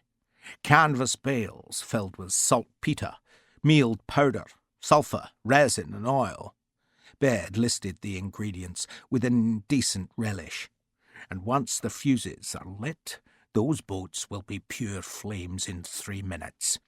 Pure flame!" He smiled, then used a candle to light a dark cigar. "Dear God," Jackson murmured. "It probably isn't sufficient, then," Lord Pumphrey spoke very judiciously, "to remove Captain Levasseur from the city." "Remove him?" Cathcart asked, startled. Lord Pumphrey, so small and frail, drew a finger across his throat, then shrugged. "The message suggests that our renegade is the officer charged with delivering the order to burn the fleet. But alas, if he is absent, then someone else will surely give the order." Everyone stared at the diminutive Pumphrey. Baird, approving the idea of killing Levasseur, smiled, but most of the other officers looked shocked. Jackson just shook his head sadly. "One devoutly wishes that such a simple solution would obviate our problem, but alas, the Danes will have other men ready to start a conflagration." He sighed and looked up at the ceiling. "It will be a terrible defeat," he mused, "if we were to come this far and lose the prize." "But, damn it, the frogs won't get the ships," Cathcart protested. "That's the point, ain't it?" "A most craven defeat," Jackson said, ignoring the general's words. "For all the king's horses and all the king's men to have come this far merely to provoke a bonfire. We shall be the laughingstock of Europe." He made the last observation to Cathcart with the obvious insinuation that his lordship would be the butt of the joke. General Baird signalled the waiter to bring the decanter of port. "Will the ships be fully manned?" he demanded. No one answered, but most looked to Chase for an answer. The naval captain shrugged, as if to suggest he did not know. Sharpe hesitated, then spoke up. "The sailors have been added to the garrison, sir." "So how many men are left aboard?" Baird demanded. 2 or 3, Chase opined. "The ships aren't in danger where they are, so why have crews aboard? Besides, I'm sure they're en flute." "They're what?" Baird asked. "En flute, Sir David. Their guns will have been taken ashore to add to the garrison's ordnance, so their gun ports are empty, like a flute's finger rolls." "Why didn't you damn well say so?" "And ships en flute," Chase went on, "won't need crews, or nothing more than a couple of fellows to keep an eye on the mooring lines, pump out the bilges, and be ready to light the fuses." "A couple of fellows, eh?" Baird asked. "Then the question is, I suppose, how do we get a few of our fellows into the inner harbour?" Cathcart just stared at him wide-eyed. Jackson sipped port. "Well?" Baird inquired belligerently. "I was there last week," Sharpe said. "Walked in. No guards." "You can't send men into the city. They won't last an hour," Cathcart protested. "Sharpe did," Lord Pumphrey said in his delicately high voice. He was staring at the chandelier, apparently fascinated by a lengthening strand of wax that threatened to drip into the dessert bowl. "You lasted a good few days, didn't you, Sharpe?" "You did?" Cathcart stared at Sharpe. "I pretended to be an American, sir." "What did you do?" Cathcart asked. "Spit tobacco juice everywhere?" He had made his name in the War of American Independence and reckoned himself an expert on the erstwhile colonies. "But even if our fellows can't survive in the city," Captain Chase said, "how do we get them inside?" Francis Jackson, elegant in a black suit and white silk shirt, snipped the end from a cigar.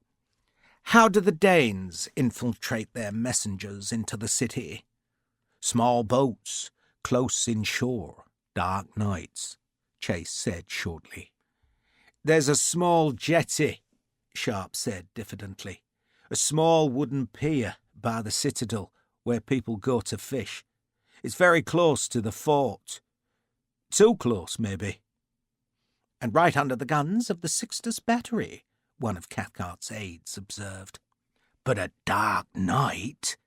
Chase was suddenly enthusiastic. Muffled oars, blackened boat? Yes, why not? But why land at the pier? Why not row all the way in? There's a boom across the outer harbour, Sharpe said, and across the inner. But the pier's outside the boom. Ah, the pier it is then. Chase smiled, then looked down the table at Cathcart. But we'd need the Admiral's permission to send a launch, my lord, and might I suggest, with all the humility at my command, that this is a service best done by sailors? Unless, of course, you have soldiers who can find their way around a darkened ship at night. Cite a verse from the Bible, Lord Pumphrey observed quietly, that justifies such an expedition, and I am sure Lord Gambier will grant permission. One or two men smiled. The others wondered whether the prickly Admiral really would authorise such a gamble. He'll give permission when he knows his prize money depends on it, Baird growled. There was an embarrassed silence. Prize money, though much appreciated, was rarely acknowledged openly. Every senior officer, Army and Navy, stood to make a small fortune if the Danes refused to surrender, for then the ships would be prizes of war and worth real money. I suspect Lieutenant Sharpe should go with your sailors, Lord Pumphrey suggested. He has a certain knowledge of the city. I'm sure we'd welcome him, Chase said, then looked at his friend. Would you come? Sharpe thought of Astrid. Yes, sir, he said. But if it were done, Lord Pumphrey said, then 'twere well it were done quickly. Your fellows will be ready to open the bombardment in a day or two, will they not? If we bombard, Cathcart growled. We must, Jackson insisted. The argument returned to its old course, whether or not to bomb the city. Sharpe sipped port, listened to Copenhagen's bells ring the hour, and thought of Astrid. The Devil lurched up the slope and struck at the top. For God's sake, push, you heathen bastards! A sergeant, muddied to his waist, snarled at a dozen men. Push! The Devil's 8 horses were whipped. The men heaved at the wheels, and the Devil threatened to slide down the heap of clay. Put your bloody backs into it, the sergeant bellowed. Push! Much too painful to watch, Lord Pumphrey said, and turned his back. It was the morning after Cathcart's dinner, and his lordship was feeling distinctly fragile. He and Sharpe were on a dune, not far from where the Devil was stuck, and his lordship had an easel on which a very small piece of paper was pinned. He also had a box of watercolour paints, a tumbler of water, and a set of brushes, with which he was making a picture of Copenhagen's skyline. I do thank the Lord I was never intended for the army, his lordship went on, touching a brush to the paper. So very noisy. The Devil inched over the heap of clay and trundled down to the battery. It was a grotesquely heavy cart made for transporting mortars. The mortar carriage rode on the cart while the barrel was slung beneath the rear axle. The battery already possessed 6 long-barrelled 24-pounder guns that had been fetched ashore from a ship of the line. Now it was being equipped with as many mortars. They were evil-looking weapons, just metal pots, really, squat and fat and short. The carriage was a chunk of wood in which the pot was set so it was pointing high into the air, with a wedge at its front to change the elevation, though most gunners preferred to adjust their weapon's range by varying the amount of powder in the charge. Sharpe, watching the men manoeuvre the Devil beneath the 3-legged gin that would lift the heavy barrel off the ground and onto the carriage, tried to imagine the gun being fired. There would be no recoil, for the carriage had no wheels or trails, and the gun was not being fired horizontally. So instead of leaping back, the squat mass of wood and iron would simply try and bury itself in the earth. The mortars being assembled in this battery were all 10-inch weapons, not the biggest, but he imagined the smoking balls arcing high into the clouding sky and thumping down inside Copenhagen. Lord Pumphrey must have guessed his thoughts. "These guns will be firing at the citadel, Sharpe. Does that assuage your tender conscience?" Sharpe wondered if he should tell Pumphrey about the orphans in the city, then decided such a description would be wasted on his lordship. "General Cathcart doesn't seem to want to bombard either, my lord." "General Cathcart will do what his political masters instruct him to do," Pumphrey observed. "And in the absence of any minister of the Crown, he will have to listen to Mr. Jackson, whether he likes it or not." "Not to you, my lord?" Sharpe asked mischievously. "I am a minion, Sharpe," Pumphrey claimed, touching his brush to the paint and frowning at his picture. "I am a lowly figure of absolutely no importance. Yet, of course, I shall use whatever small influence I can muster to encourage Cathcart to bombard the city. Beginning tomorrow night, I hope." "Tomorrow?" Sharpe was surprised it would be so soon. "Why ever not? The guns should be ready, and the sooner it's done the better, so we can be spared this dreadful discomfort and return to London." Pumphrey looked quizzically at Sharpe. "But why are you squeamish? Your reputation doesn't suggest squeamishness." "I don't mind killing men," Sharpe said, "but I never had a taste for slaughtering women and children. Too easy." "Easy victories are the best ones," Pumphrey said, "and usually the cheapest. And cheapness, you must remember, is the greatest desideratum of governments. I refer, of course, to their expenditure, not to their emoluments. If a man in government cannot become rich, then he doesn't deserve the privileges of office." He flicked the brush across the top of the paper, smearing clouds out of the greyish paint. "The trouble is," he said, "that I never know when to finish." "Finish?" "Painting, Sharpe, painting. Too much, and the painting will be heavy. Watercolour should be light, suggestive, nothing more." He stepped back and frowned at the painting. "I think it's almost there."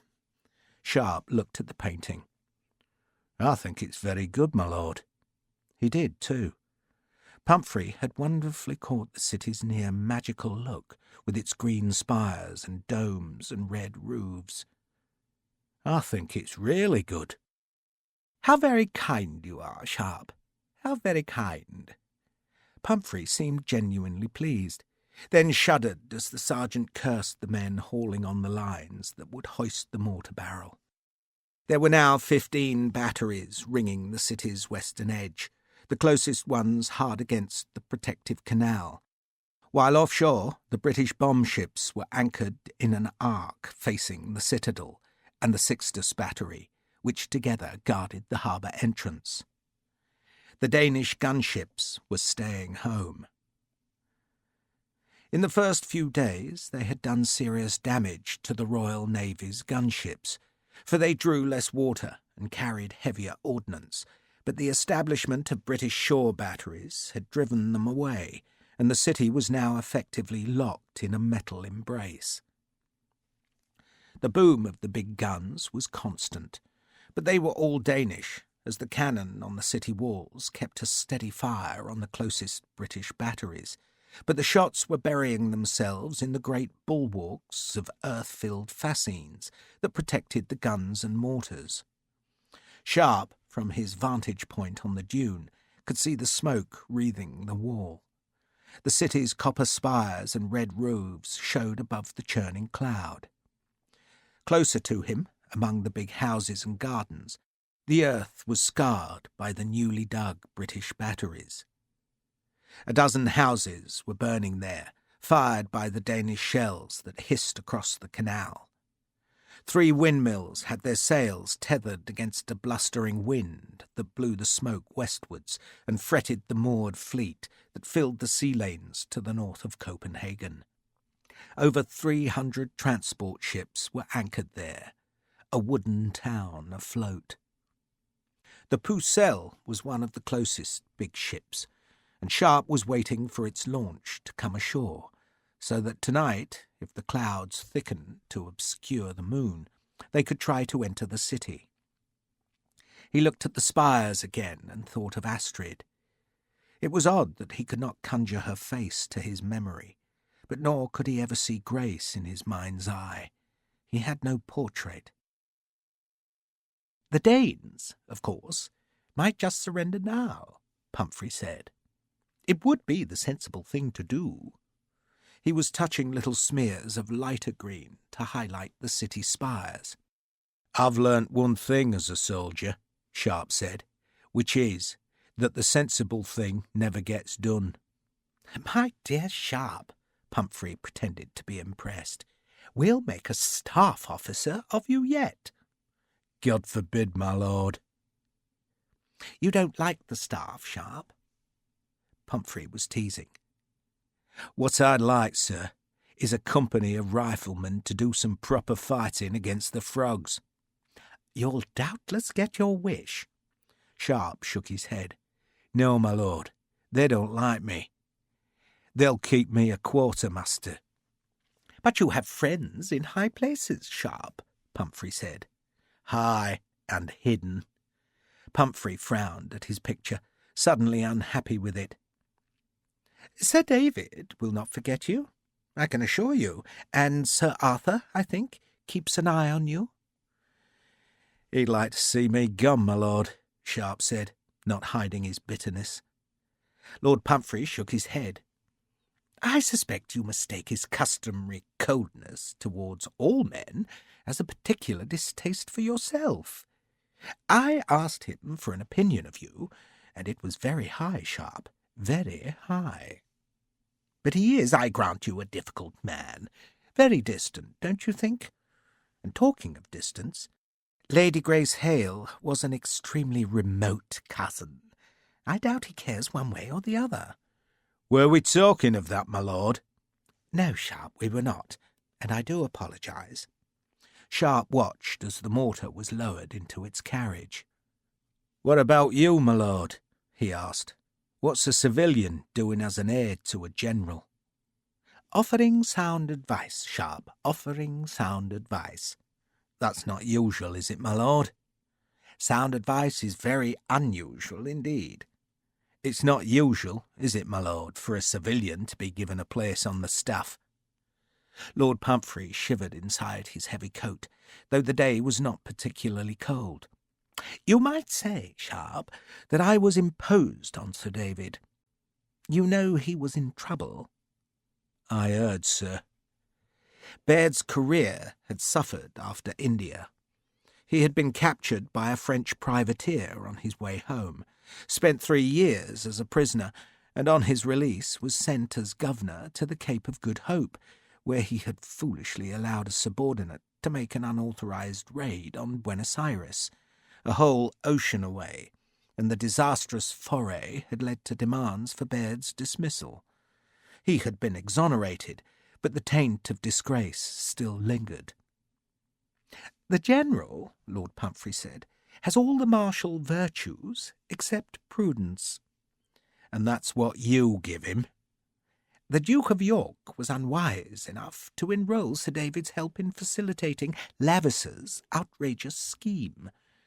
We advised against, as you know, but we also pulled a string or two to make certain that someone could keep an eye on matters. I am that all-seeing eye, and, as I said, I proffer advice.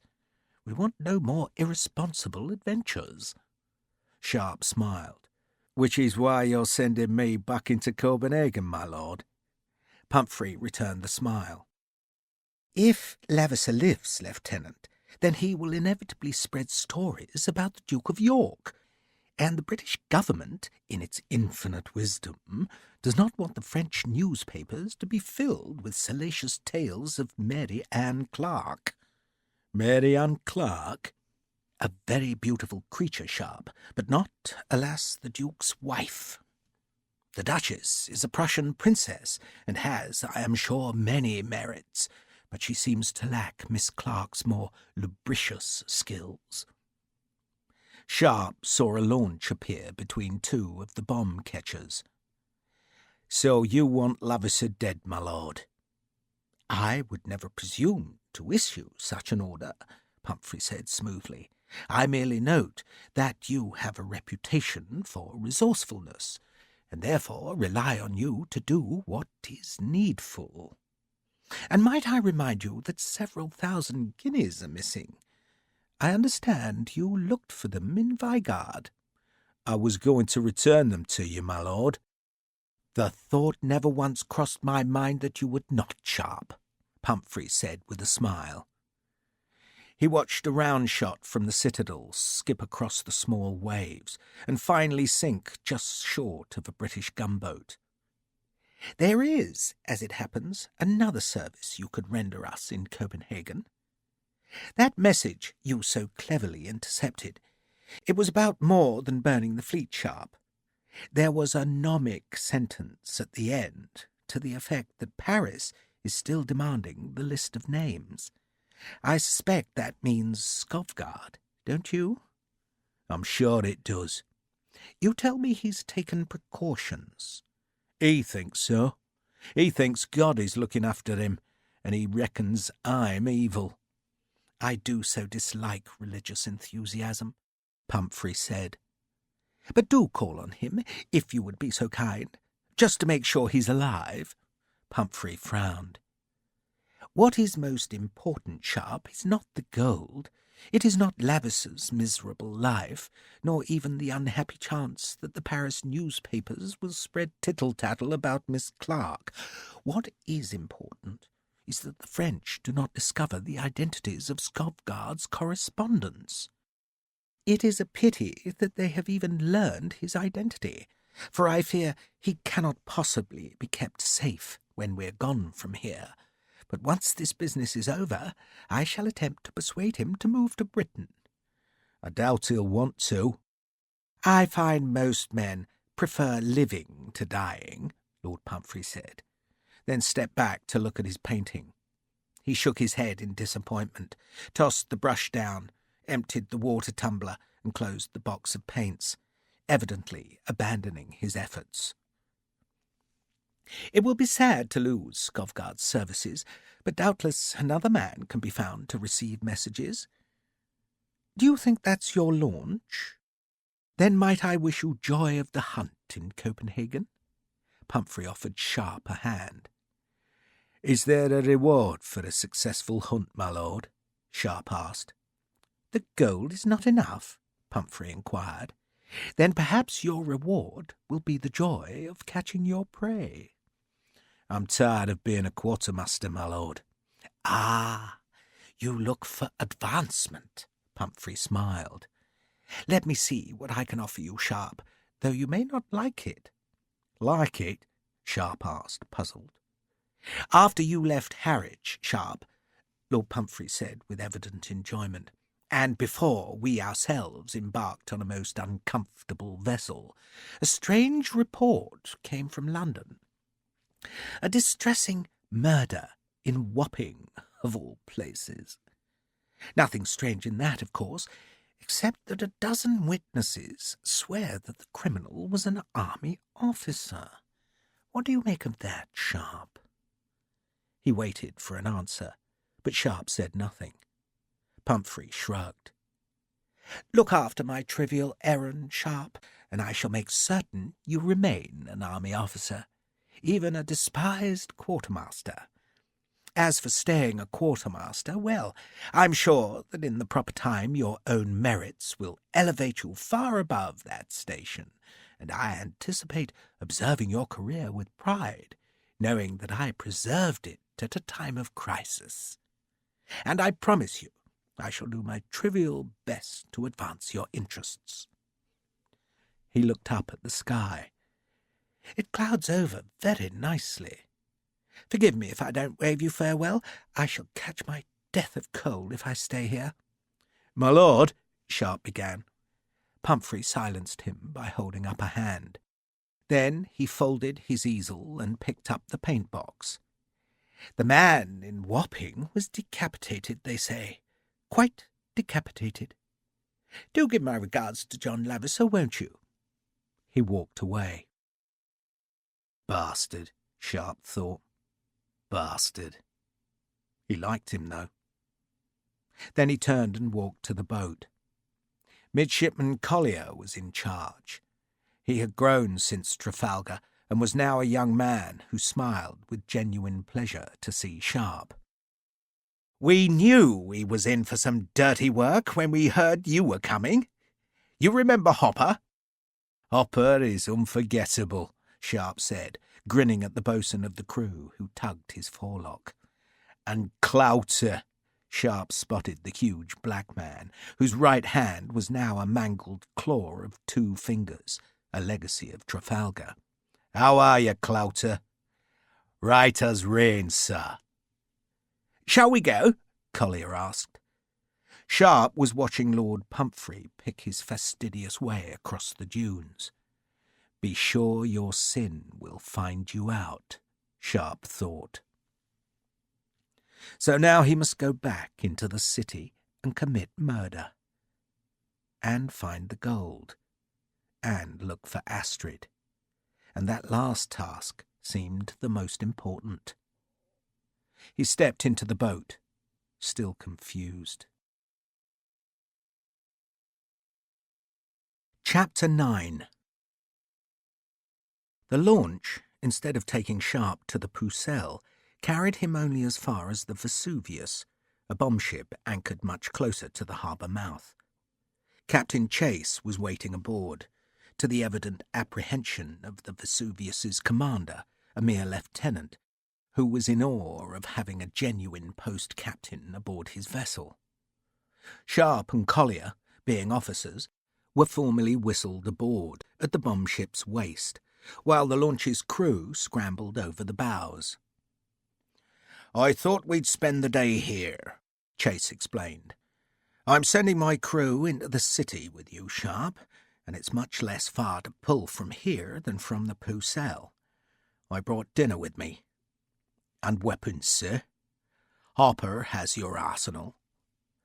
Sharpe still had the rifle he had borrowed at Koga, but he had asked Chase for more weapons, and Hopper had brought them from the Pucelle.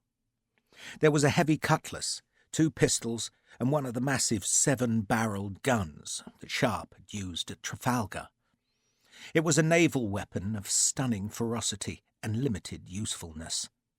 The 7 barrels, each of a half-inch diameter, were clustered so they could be fired together, but the gun, which had been designed to fire down from the rigging onto an enemy deck, took an age to reload.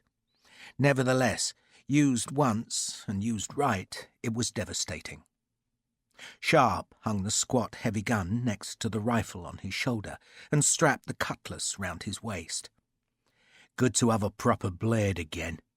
So, you coming into the city, Hopper?" "Captain wanted the best, sir," Hopper said, then hesitated.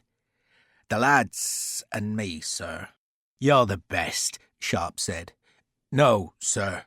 Hopper shook his head to indicate that Sharpe had misunderstood him. He was a huge man with a tarred pigtail and a skin smothered in tattoos, who now blushed. "Me and the lads, sir," he said, shifting uncomfortably and unable to meet Sharpe's gaze.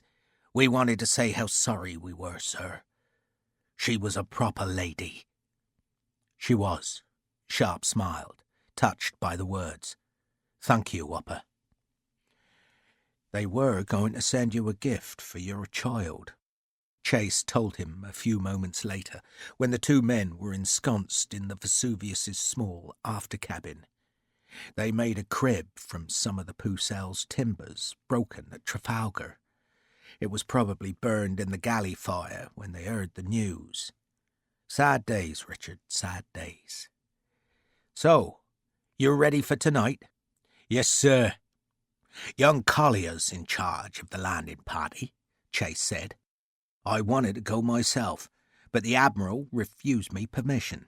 The wretched man said I was too valuable. He's right, sir. He's a tedious bore, Richard, who should be in charge of some canting little chapel instead of a fleet. But Collier knows his business. Sharpe was dubious that an officer as young as Collier should command the landing party, but Chase was blithely confident. The men, once ashore, were to go to the inner harbour and there board a ship. Any ship, Chase said, because once safely aboard, they would hide on the lower decks.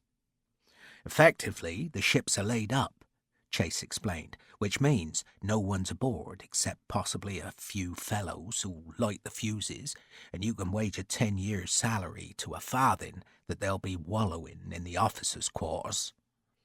Collier's fellows can wait down below, and the only risk, frankly, is if the Danes are doing any work aboard. One carpenter down in the ship's well, and we'll have to start cutting throats. When do you cut the fuses? Sharpe asked. Collier will have to judge the moment, Chase said, and the careless answer worried Sharpe, even though it was none of his business. He was going into the city to hunt Lavisser, while the cutting of the Danish fleet's fuses was Collier's responsibility. And again, Sharpe wondered if the young midshipman was really the right man. But Chase would not abide any doubts. He'll do splendidly, Richard, just splendidly.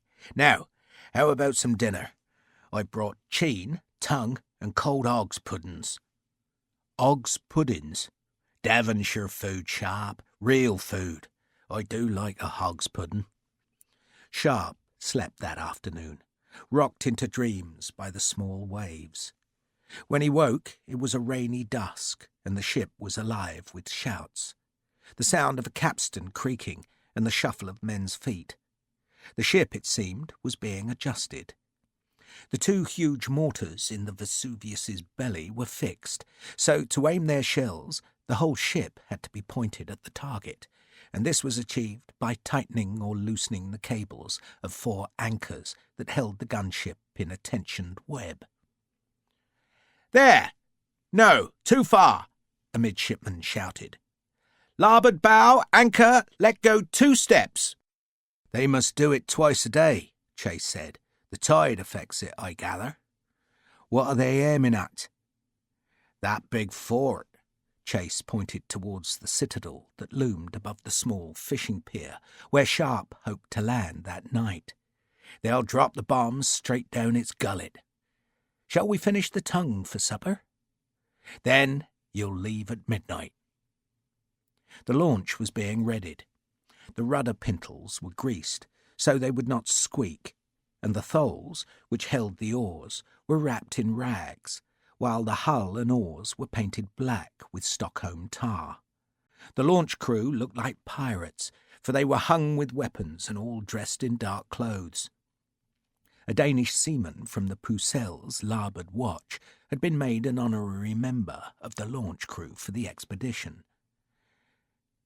Can you trust the man? Sharpe asked Chase. Trust him with my life, Richard. He's been a Pucell longer than I have. And Collier needs a fellow who can talk the language. The night fell. The clouds made it utter dark, so black that Sharpe wondered how the launch would ever find its way into the harbour mouth. But Chase reassured him. He pointed to a distant lantern that glowed a pale blue. That's hanging from one of the Pucell's yard arms, and we're going to put another lantern on the Vesuvius's foremast. And as long as young Collier keeps the 2 blue lights in line, then he'll go straight as an arrow. The Navy does try to anticipate these problems. He paused. Would you very much mind, Richard, if I didn't see you away? I'm feeling somewhat sickly. Just something I ate.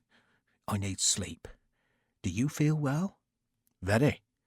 I wish you joy, Richard, Chase said, clapped his shoulder, and walked aft. It seemed a strangely abrupt farewell, and it did not seem right that Chase should be sleeping when the launch crew left. But Sharpe suspected Chase's sickness was as much to do with nervousness as an upset stomach. Sharpe himself was nervous.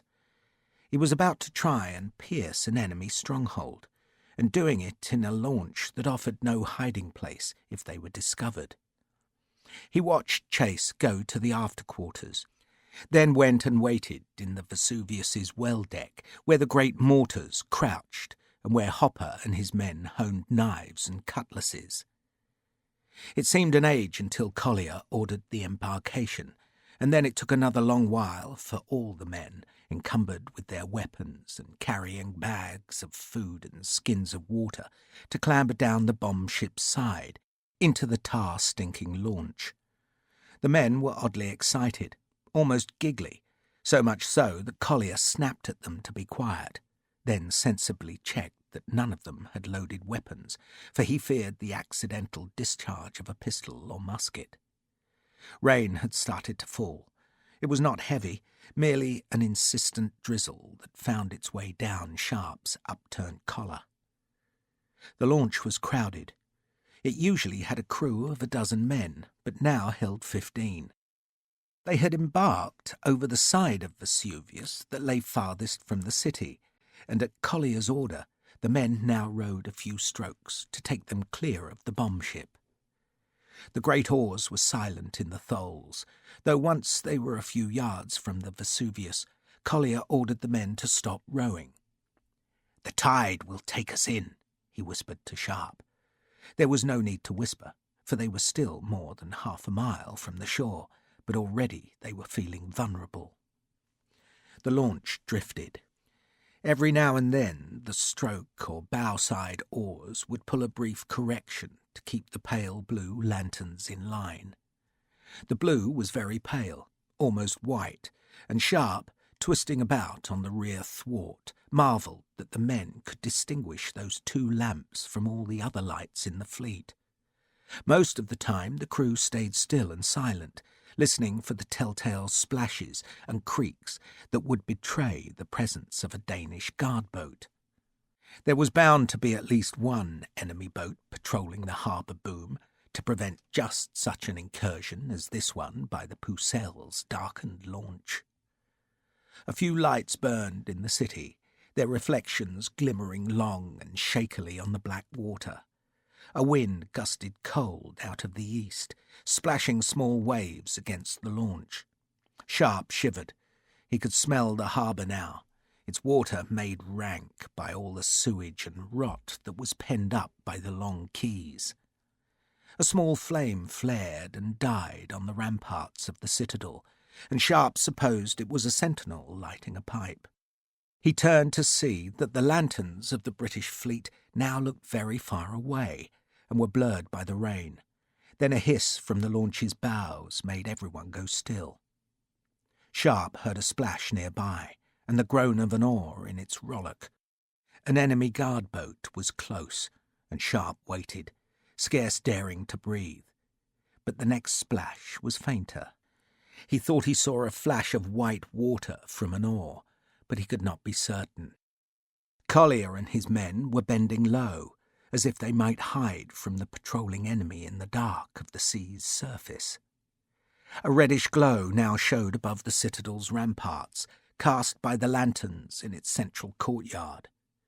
The launch was drifting faster now, carried in by the fierce tide. Sharpe could not see the pier, and he tried not to think of the big Danish guns in the embrasures above him. Just one barrel, loaded with canister, could turn the launch into a mess of blood-stained kindling. The first of the city clocks struck 1. Then the launch bumped into an obstacle. Sharpe gripped the gunwale, sticky with its coating of tar. His first thought was that they had drifted into the boom, or perhaps struck a rock.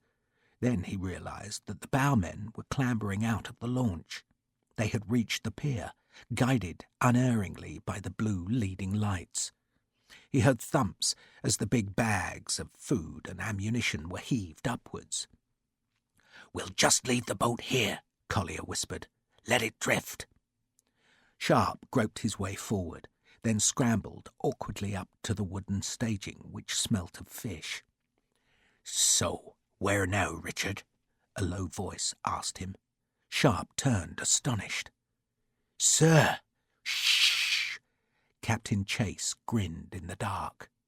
"Admiral Gambier thinks I'm ill, but I couldn't possibly let these lads come without me." His lads were all grinning. They had known the captain was coming, which was why they had been so excited when they left the Vesuvius. "So, where to, Richard?" Chase asked. "You shouldn't be here, sir," Sharpe said fiercely. "Not you too, for God's sake. Besides, a little late to tell me, don't you think?" Chase was wearing his uniform, but now draped a boat cloak over his shoulders. "Lead on, Richard, lead on." Sharpe took them along the pier, always aware of the huge guns not 100 paces away, then left down the path where he had walked with Astrid. Their boots seemed loud. Then, not 20 paces from the pier, a voice challenged from the garden, where a battery of field guns had been placed behind fascines. Chase's Danish seaman answered. There was a brief laugh from the darkness, then another rattle of words.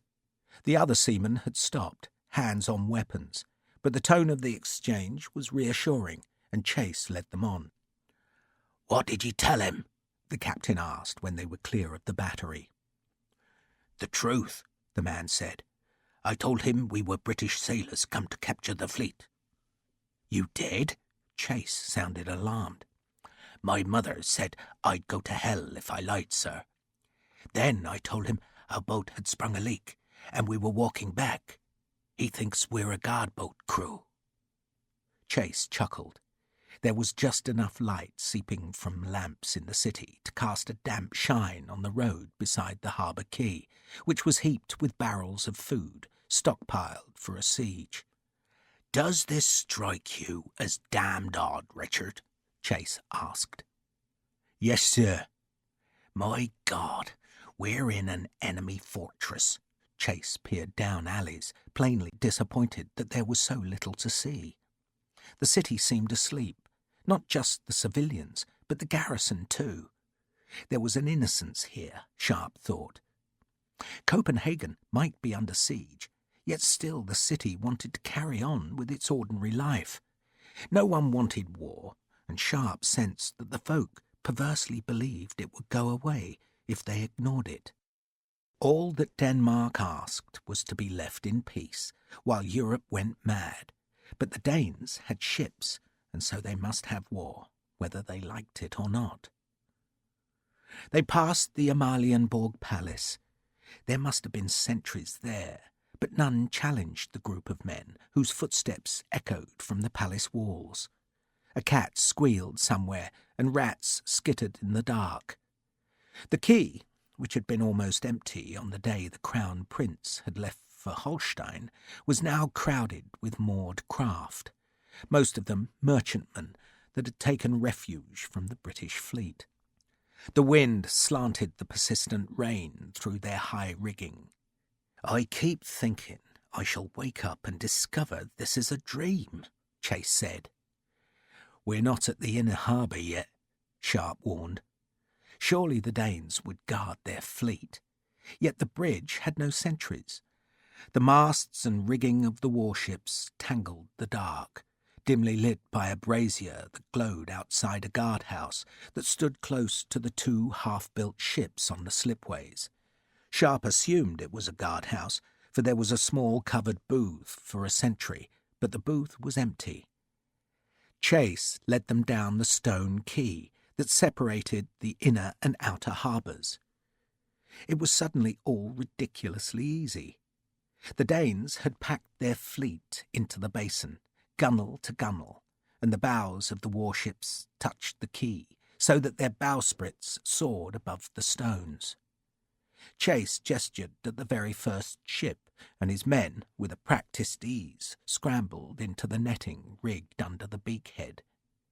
Then, one by one, they vanished inside the bows. Sharpe waited till the last bundle had been passed up, then followed more clumsily.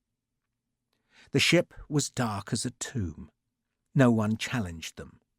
They groped down companionways until they had reached the empty lower deck, and there, come like thieves in the night, they waited. General Payman peered at the letter which had been brought to the city by 2 British officers under a flag of truce. The officers were waiting outside one of the gates for his answer. The letter was in English, and the general's command of that language was not sufficient to understand the elaborate courtesies demanded by diplomacy, so he gave the paper to Lavisser. "Perhaps you'd translate, Major." Lavisser read his translation aloud. He hurried through the flowery compliments, then slowed when he came to what was little more than a demand for the city's surrender. "We, the undersigned, at this moment, when our troops are before your gates and our batteries ready to open, do renew to you the offer of the same advantageous and conciliatory terms which were proposed through His Majesty's ministers to your court." "Nothing new there, sir," Lavisser commented.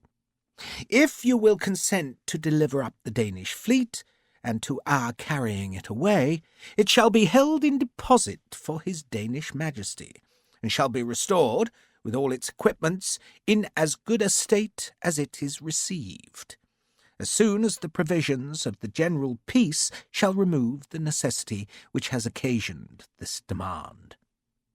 It's signed by both Admiral Gambier and General Cathcart, sir," Lavisser said, tossing the letter down.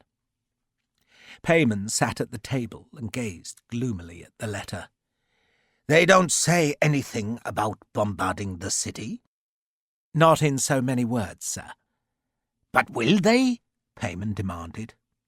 "They daren't," another aide answered. "They will earn the scorn of all Europe. But if they do," a third aide put in, "we shall have to endure. The fire brigades are ready." "What fire brigades?" Lavisser asked sarcastically. "There are just 7 pumping engines in the whole city." "7? Only 7?" Payman was alarmed. "2 are being repaired, sir." "7 isn't enough." "Burn the fleet," Lavisser suggested. "When they see the prize is gone, sir, they'll go away." "We are here to protect the fleet," Payman said. "We will burn it if we must, but only at the very last moment." He sighed, then gestured for a clerk to write a reply to the British demand. "My lords," he dictated, then thought for a moment. "We remain convinced that our fleet, our very own indisputable property, is as safe in His Danish Majesty's hands as ever it can be in those of the King of England." That, he thought, was very felicitous. Should he mention the possibility of a bombardment? He decided on balance that he should try to jog the British conscience.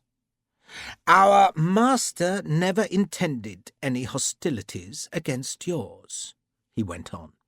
"And if you are cruel enough to endeavour to destroy a city that has not given you the least cause for such treatment, then it must submit to its fate." He watched the clerk write. "They won't bombard," he said, almost to himself. "They won't." "They cannot," an aide agreed. "It would be barbarous," another said. "It will be a siege, I'm sure," Payman said, hoping he was right. That would be the last thing that Chase and his men would want, for they must hide until the city surrendered, and even the ever-optimistic Chase did not believe their luck could hold through the weeks or months of a prolonged siege. Chase had only dared come into the city because he believed that the Danish surrender would come swiftly once the mortars began their work. "Mind you," he told Sharpe in the morning, "we could probably live here for months. The bottom's full of salt pork. There's even some water barrels. Bit rank, but nothing worse than we usually drink. Dawn had revealed that they were on board the largest ship in the Danish fleet, the 96-gun Christian VII. "She's almost new," Chase told Sharpe, "and beautifully built. Beautiful." The ship had been emptied of her crew, guns and ammunition, though great canvas bundles of incendiaries had been placed throughout her decks, with fuses leading up to the forecastle. There were no Danes aboard, though in the afternoon, when most of Chase's bored men were sleeping, there was the thump of footsteps. The men, concealed in the forward magazine, took hold of their weapons, while an alarmed Chase put a finger to his lips. The footsteps came down to the deck immediately above them. There seemed to be two people, perhaps come to check the fuses, or maybe to sound the ship's well. But then one of the intruding couple laughed and sang a snatch of song. It was a woman's voice, and a moment later new sounds betrayed why the couple had come aboard. "If they fight as hard as they—" Collier whispered, but Chase silenced the midshipman. The couple eventually left, and Chase's men ate bread and hog's puddings. "Florence sends the puddings to me," Chase said, "and she tells me these ones are made from her very own pigs. Delicious, eh? So," he cut another slice from the pale, fat sausage, "what do you plan to do, Richard?" "I have a man to hunt," Sharpe said, "and a woman to see," he added to himself. He'd been tempted to go to Ulfedsplatz during the long day, but prudence had suggested he wait till dark. Chase thought for a moment. "Why don't you wait till the city surrenders?" "Because he'll be in hiding by then, sir. But I'll be safe enough tonight." Especially, Sharpe thought, if the bombardment began. Chase smiled. "Safe? When those shells begin to fall, sir, you could march the first foot guards stark naked through the city centre and no one would notice them." "If they bombard," Chase said, "maybe the Danes will see sense first. Maybe they'll surrender." "I pray so," Sharpe said fervently, but he suspected the Danes would be stubborn. Their pride was at stake, and perhaps they did not really believe the British would use their mortars and howitzers. The sun came out that afternoon. It dried the rain-drenched city and glinted off the green copper roofs and cast filmy shadows from the smoke of the Danish guns. Those guns had hammered all day, churning the earth and fascines about the British batteries. The big naval guns, brought from the empty ships in the basin, were mounted en barbette, meaning there were not enough embrasures to protect them, so the weapons were firing directly over the wall's parapet, and British gunner officers hungrily watched those pieces through their telescopes. Guns en barbette were easily destroyed. The British mortars squatted in their beds. Their shells had their fuses already cut. All that was needed now was a decision to use them. The sun sank across Zealand to leave a flaming sky. The last ray of the sun shone on a white-crossed Danish flag that hung from the tallest of the city's mast cranes. The flag glowed, then the earth's shadow engulfed it, and another day was gone. The Danish guns stopped firing, and their smoke slowly dissipated as it drifted westwards. In the church of Our Saviour, which had a handsome staircase winding outside its soaring spire, a prayer meeting called on God to spare the city and to imbue General Payman with wisdom. General Payman, oblivious of the prayers, sat down to a supper of pilchards. 3 babies born that day in the maternity hospital that lay between Bredgard and Ameliagard slept. One of their mothers had the fever, and the doctors wrapped her in flannel and fed her a mixture of brandy and gunpowder. More brandy and barrels of aquavat were being drunk in the city's taverns, which were full of sailors released from their duties on the walls. The city's 7 fire engines, great metal tanks mounted on 4-wheeled carts with monstrous double-levered pumps on their tops, sat waiting at street corners. Another prayer meeting, this one in Holman's church, the sailors' shrine, beseeched that the fire engines would not be needed, while in the arsenal on Tojaskada, the last refurbished muskets were handed out to the newest volunteers of the militia. If the British made a breach and assaulted the city, then those brewery workers and clerks, carpenters and masons would have to defend their homes. On Toldboden, in a small shop beside the customs house quay, a tattooist worked on a sailor's back, making an intricate drawing of the British lion being drowned by a pair of Danish seamen. "There are rules of war," General Payman told his supper guests, "and the British are a Christian nation." They are, the university chaplain agreed. "But they're also a very disputatious people."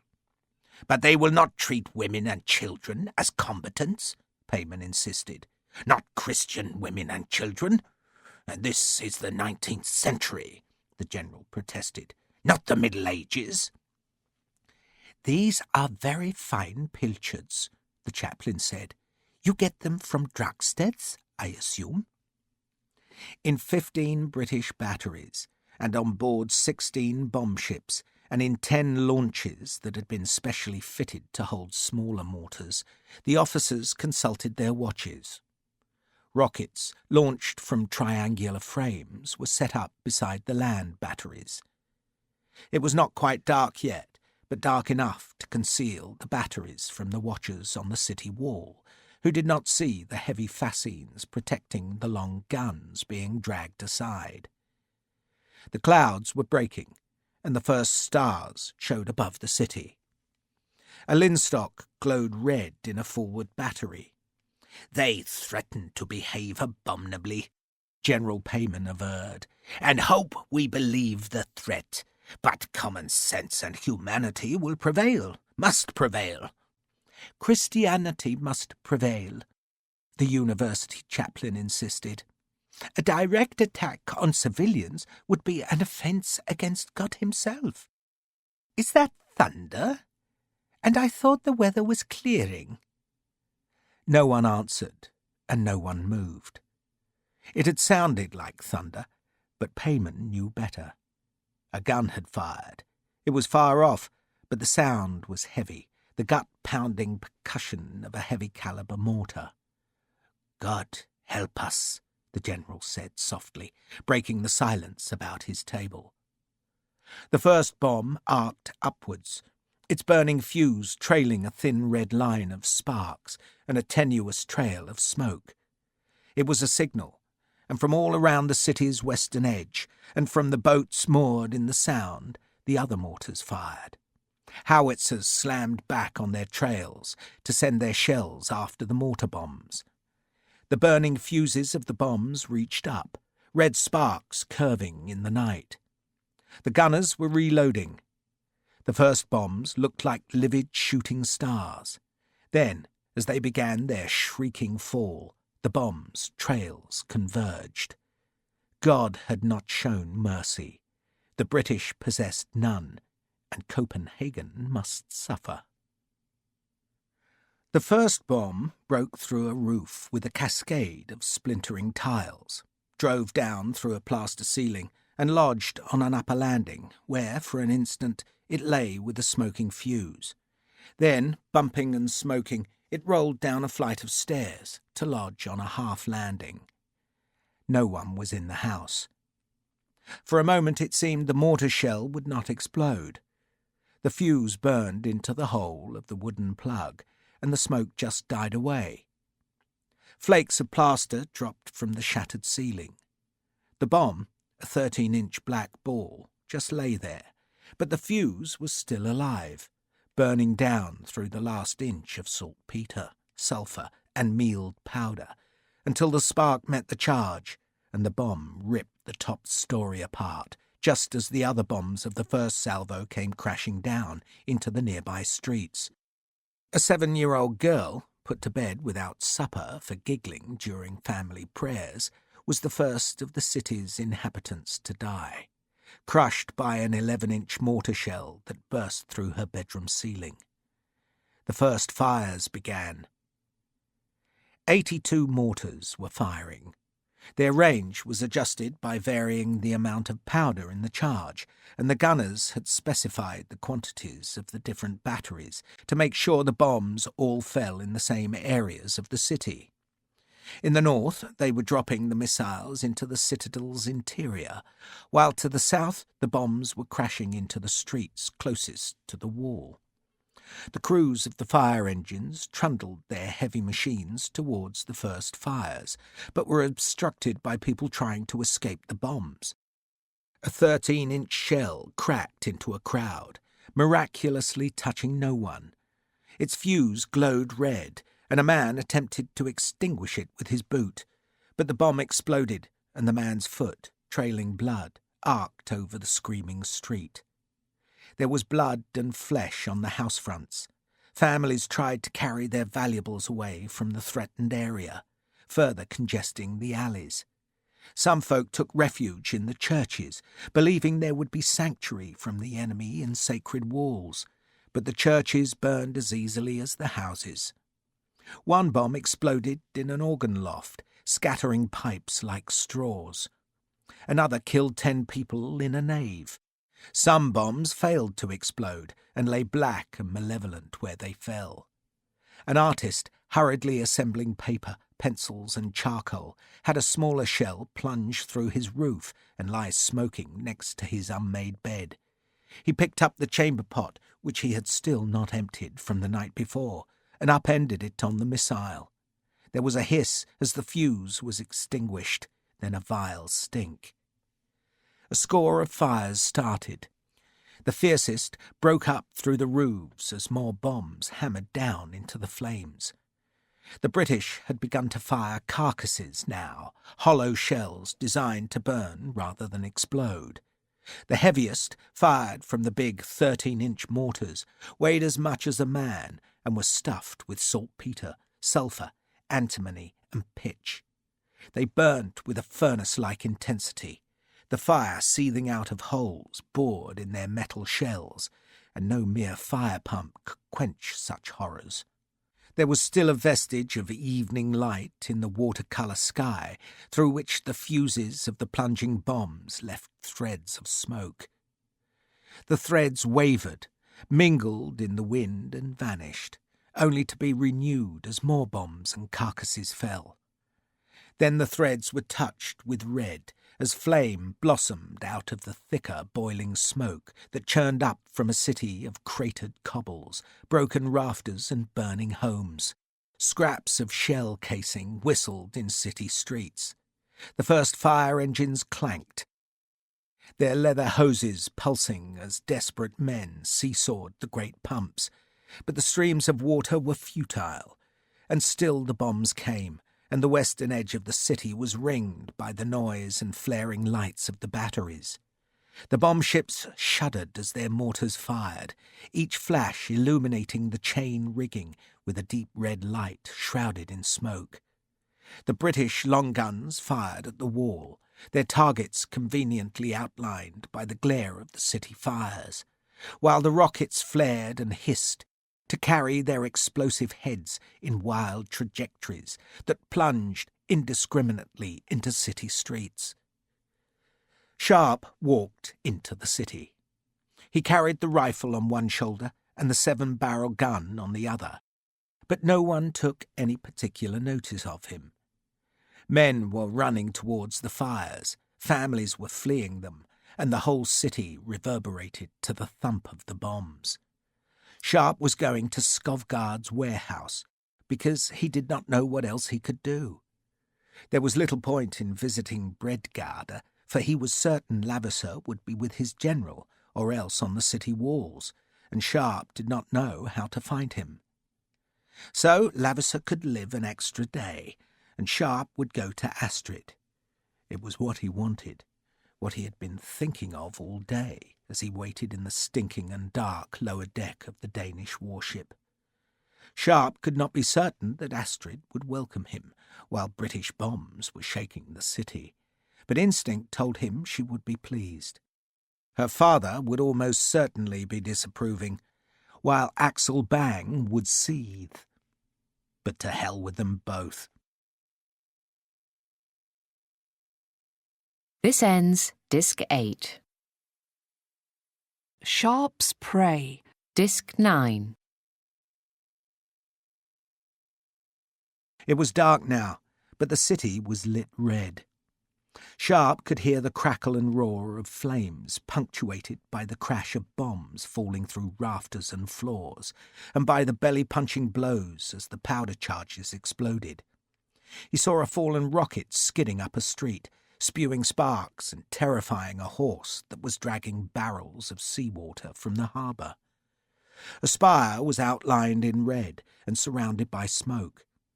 Sharpe became momentarily lost in the tangle of alleys, then smelt the gin distillery and followed his nose to Ulfedsplatz, which was well clear of the district where the bombs were falling.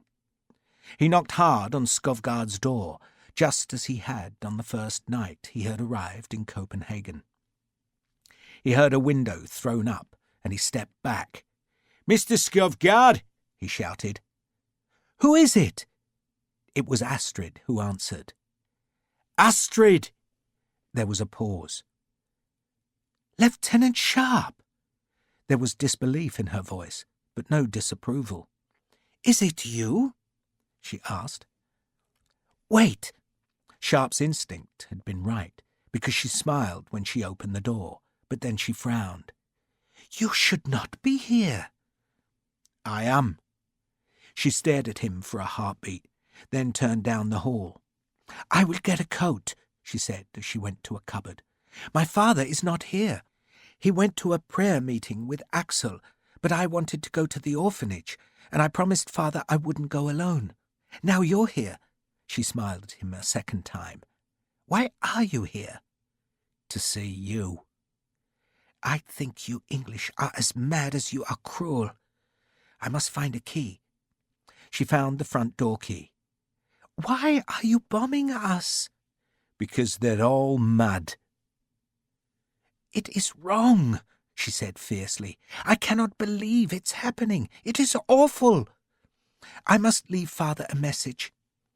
She vanished into the warehouse office for a moment, then reappeared wearing a coat and hat. She locked the front door and then, as though they were old friends, put her arm through his. "Come," she said, leading him towards the hellish red glow and snarling noise of the fire. "I should be angry with you." "I'm angry with them," Sharpe said. "Don't they know there are women and children here?" "They know." "Then why?" she asked it fiercely.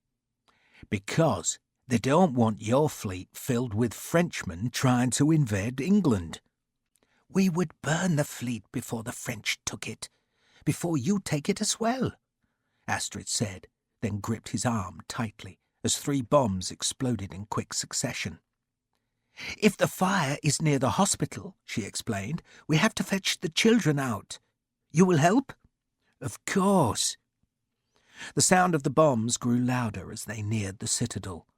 The missiles were hurtling down into the Danish fort and turning its centre into a cauldron. The small nearby streets were untouched by the bombardment and were full of people who stared at the reddened smoke boiling out of the citadel's walls. The children's hospital was untouched. Astrid took Sharpe inside, but no help was needed, for a dozen other women had come to soothe the children, who were now gathered in the dispensary listening to a story. Sharpe stayed in the courtyard, half hiding in the shadows under the balcony, and he was still there when a half-dozen Danish officers came through the orphanage's arched gate. They were led by an elderly, heavy-set man in a dark cloak and a gilded cocked hat. It seemed he had come to check whether the hospital was damaged, nothing more. Some of his aides looked curiously at Sharpe, for he still had the 2 guns on his shoulders, and his greatcoat was plainly not a Danish uniform. But they seemed reassured when Astrid came back to the courtyard and joined him. "That is General Payman," she whispered.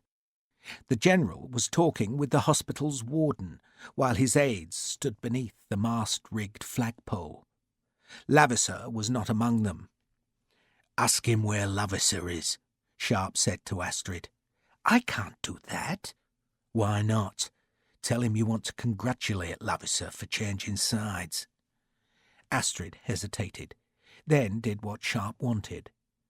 One of the aides accosted her and clearly wanted to know who Sharpe was, for he glanced at the rifleman as he spoke. Astrid told him something, then curtsied to General Payman, who took off his hat and bowed to her. A long conversation followed, and Sharpe had just enough experience of the city to understand they would be discussing common acquaintances. But at last it ended. The general bowed again, and then led his men back into the street. "I told them you were from the American ship in the harbour," Astrid said. "Is there an American ship in the harbour?" "The Phoebe, from Baltimore." "And what else were you talking about?" "His wife's cousin is married to our pastor's uncle," she told him, then saw she was being teased. "I asked him about Lavasser," she said, "and he is not on official duty tonight, but the general thinks he will be helping to put out the fires." She took Sharpe's arm and led him into the street, where the women stood in front of their houses, watching the fires and the falling bombs. They gasped when a carcass arched overhead.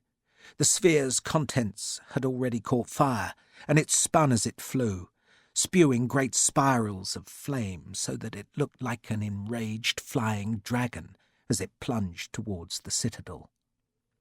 Astrid flinched as a ready magazine in the fort exploded. A constellation of sparks seared up into the night, streaking the smoke livid. The sky stank of powder, the smell as thick as on any battlefield. The Danish guns on the walls were firing back, adding their noise and smoke to the night.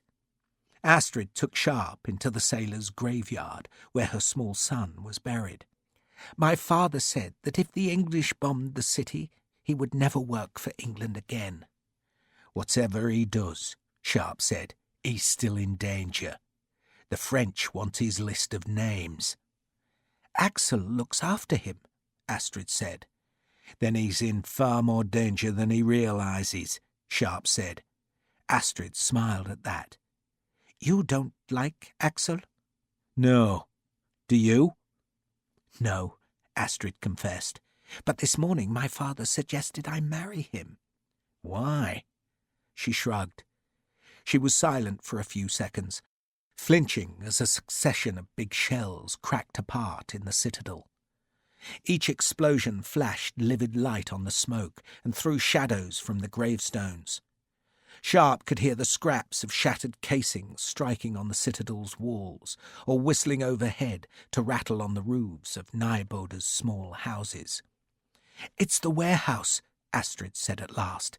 "If my father dies, then I will inherit, and he does not think a woman can run the business."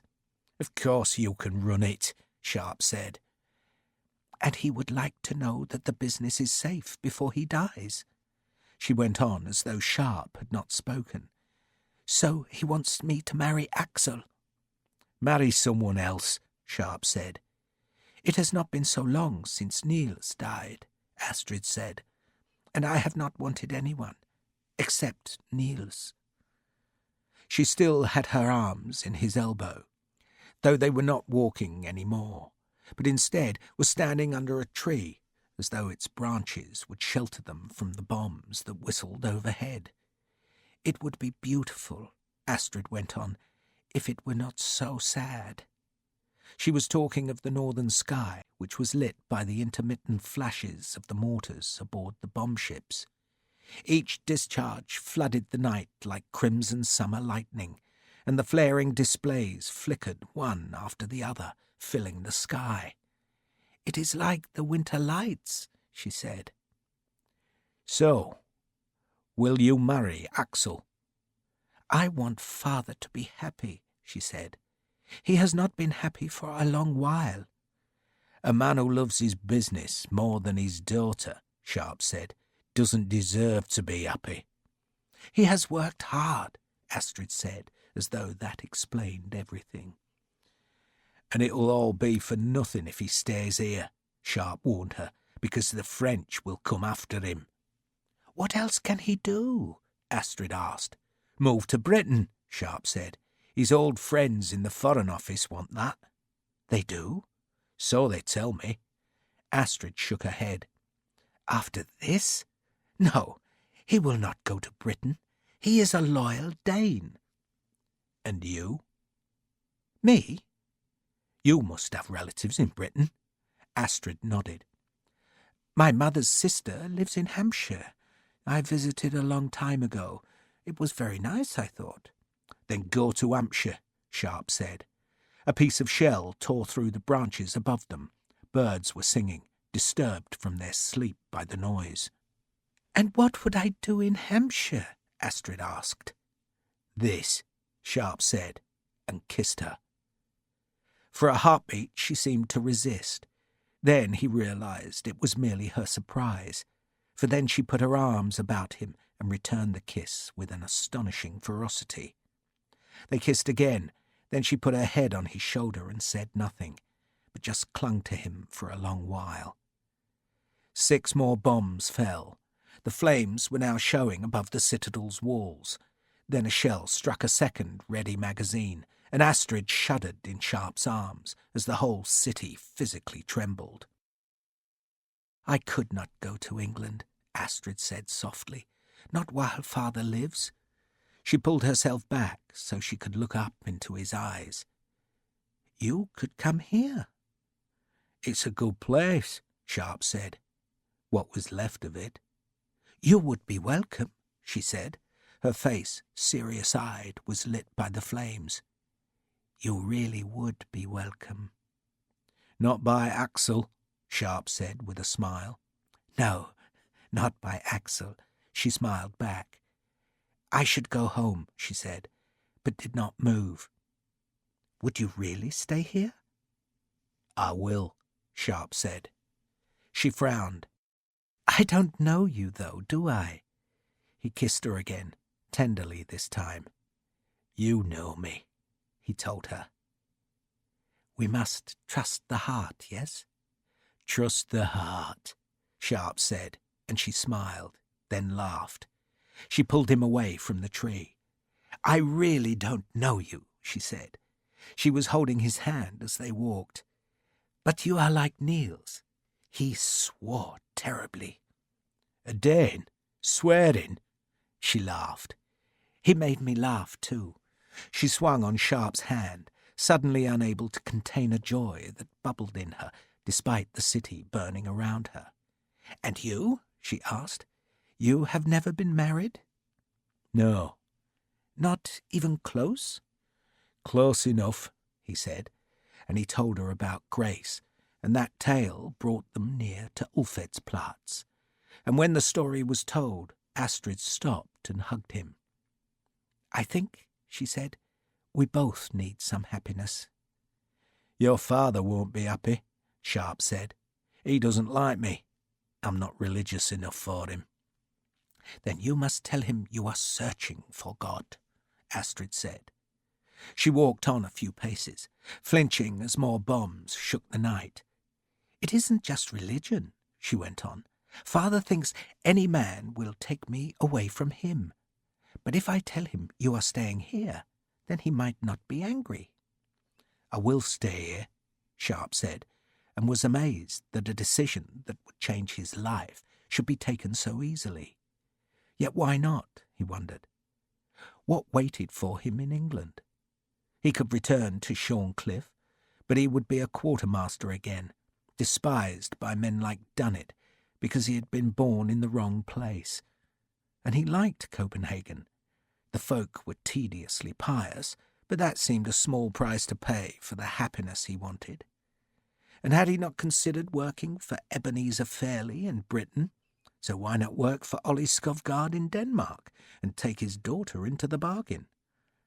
And with a little luck, he could bring a pile of golden English guineas to his new life. A dim light shone from the windows of the house in Ulfedsplatz. "Father must be home," Astrid said. The house and warehouse were safe, for they lay far enough from the great fires that burnt in the city's west and in the citadel.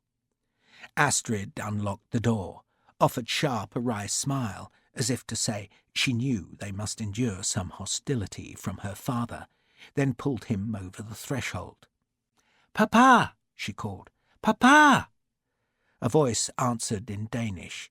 Then a light appeared at the top of the stairs to cast wavering shadows from the balustrade. But it was not Ollie Skovgaard who carried the lantern. It was Axel Bang. The Dane was wearing his shabby uniform and had a musket slung on his shoulder and a sword at his side. He seemed to be reproving Astrid as he came downstairs. Then he saw Sharpe and his eyes widened in disbelief. "Lieutenant?" Sharpe nodded, said nothing. "You should not be here," Bang said sternly. "Everyone's saying that tonight," Sharpe said. "Mr. Skovgaard would not want you here. He will be angry." "Then Mr. Skovgaard can tell me that himself," Sharpe said. "He will not be back tonight," Bang said. "He is helping with the fires." "And you're not watching him?" Sharpe asked. "He's safe," Bang said. "He has other men with him." Astrid tried to reduce the tension between the two men. "We shall make tea," she said. "You like tea, Richard?" "I love tea," Sharpe said. Bang had seen the look on her face as she spoke to Sharpe, and he stiffened. "You must not go into the yard," he told Astrid. "Why not?" "When I came back, there were men who had collected unexploded bombs. English bombs." He spat the last two words at Sharpe. "They wanted somewhere safe to put them, so I let them use the yard. In the morning we must pull their fuses out." "Why would I go to the yard?" Astrid asked. She edged past Bang, who still glared at Sharpe. Sharpe followed, and as he pushed past the recalcitrant Dane, he smelt gin on his breath. Axel Bang drinking. It was extraordinary what a bombardment would do.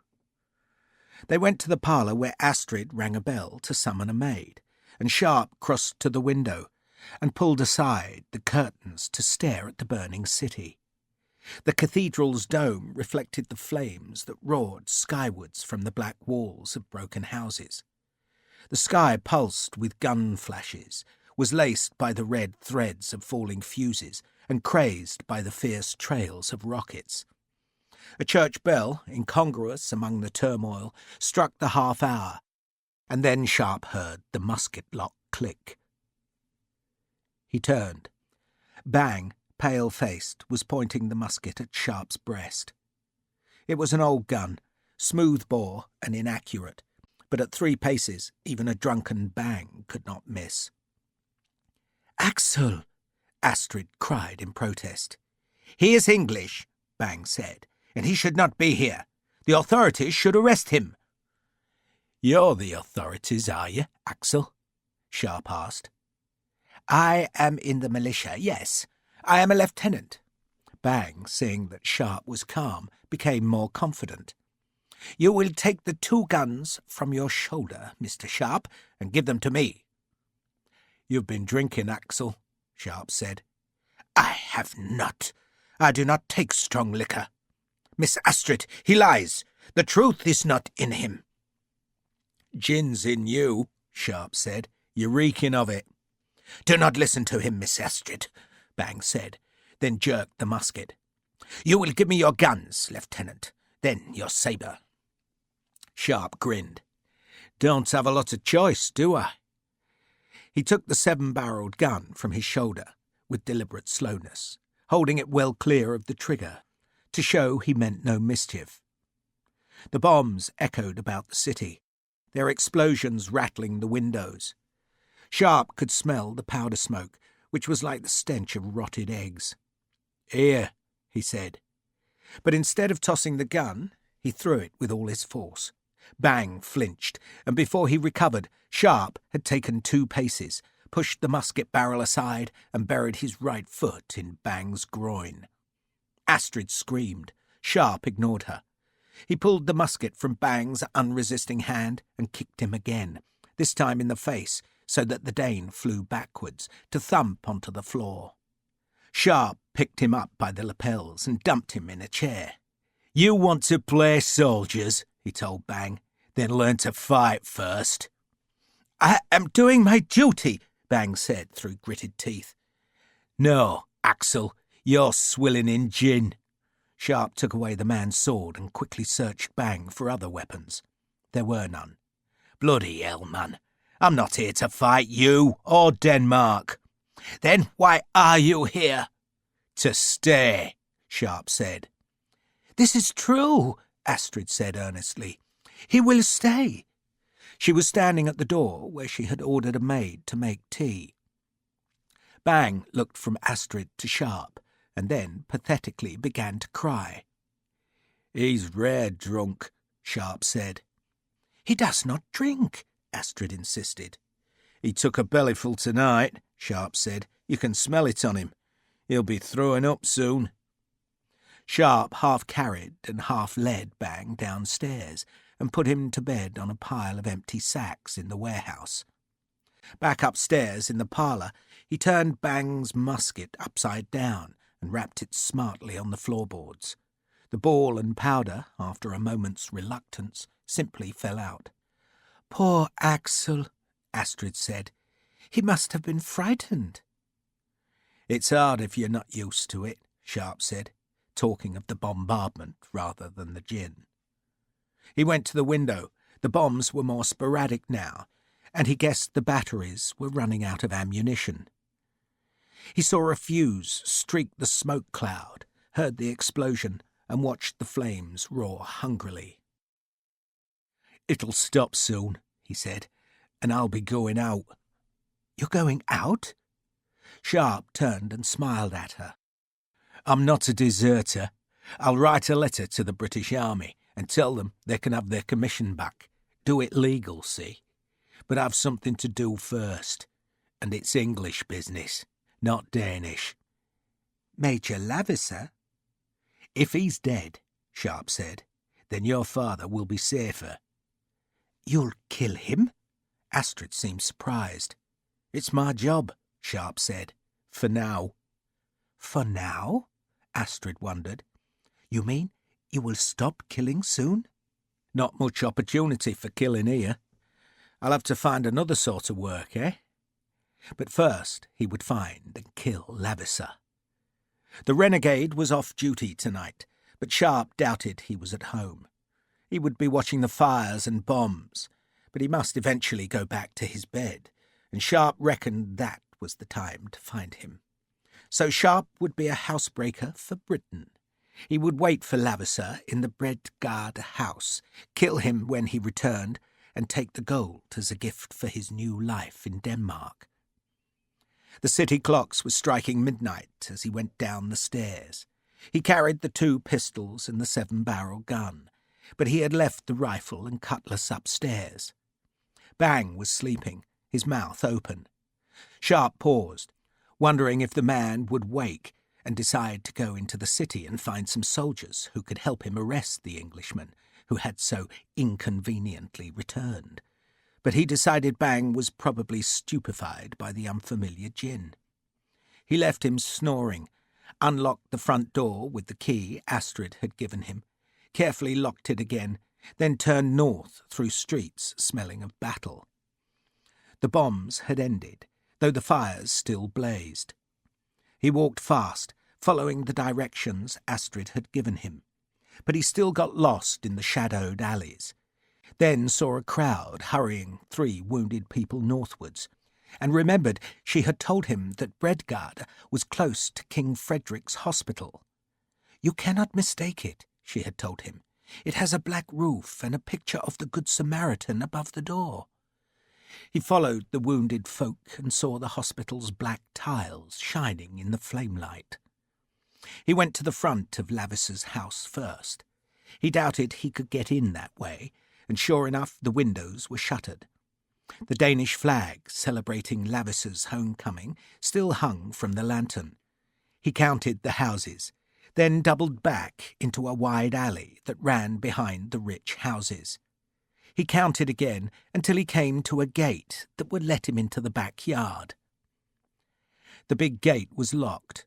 He glanced up and saw spikes on top of the gate, and glints of light on the wall's coping.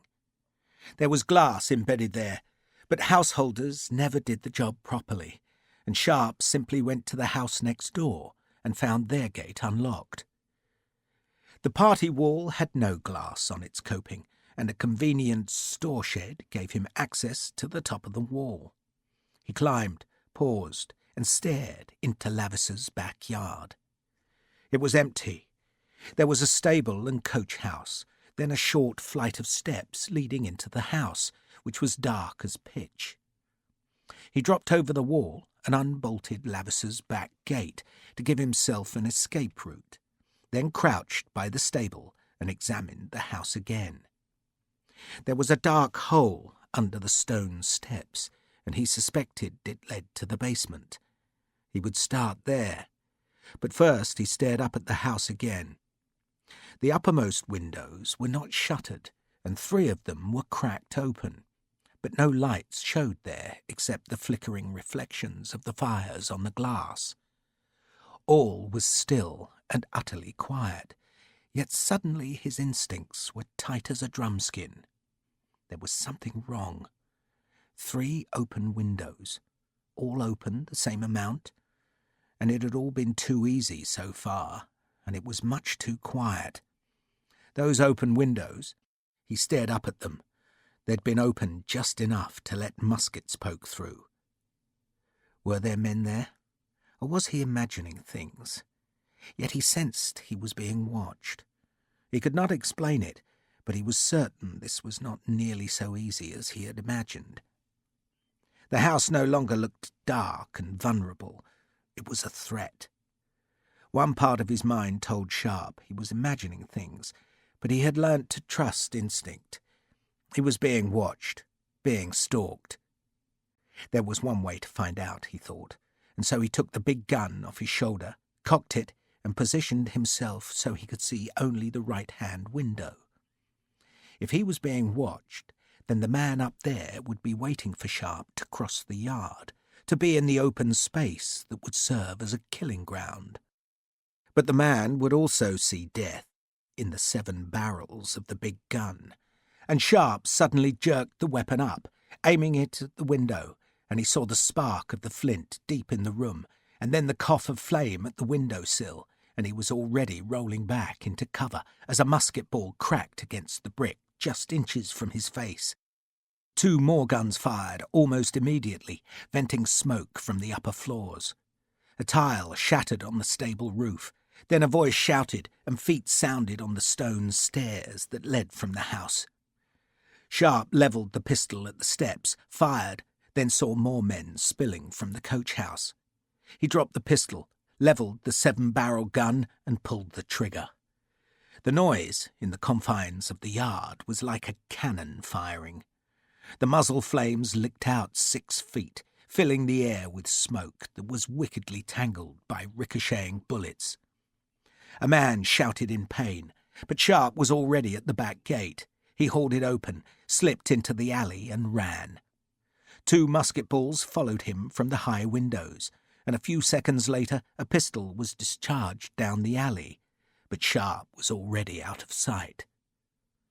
He ran to the front of the hospital, where a crowd waited under the bas-relief of the Good Samaritan.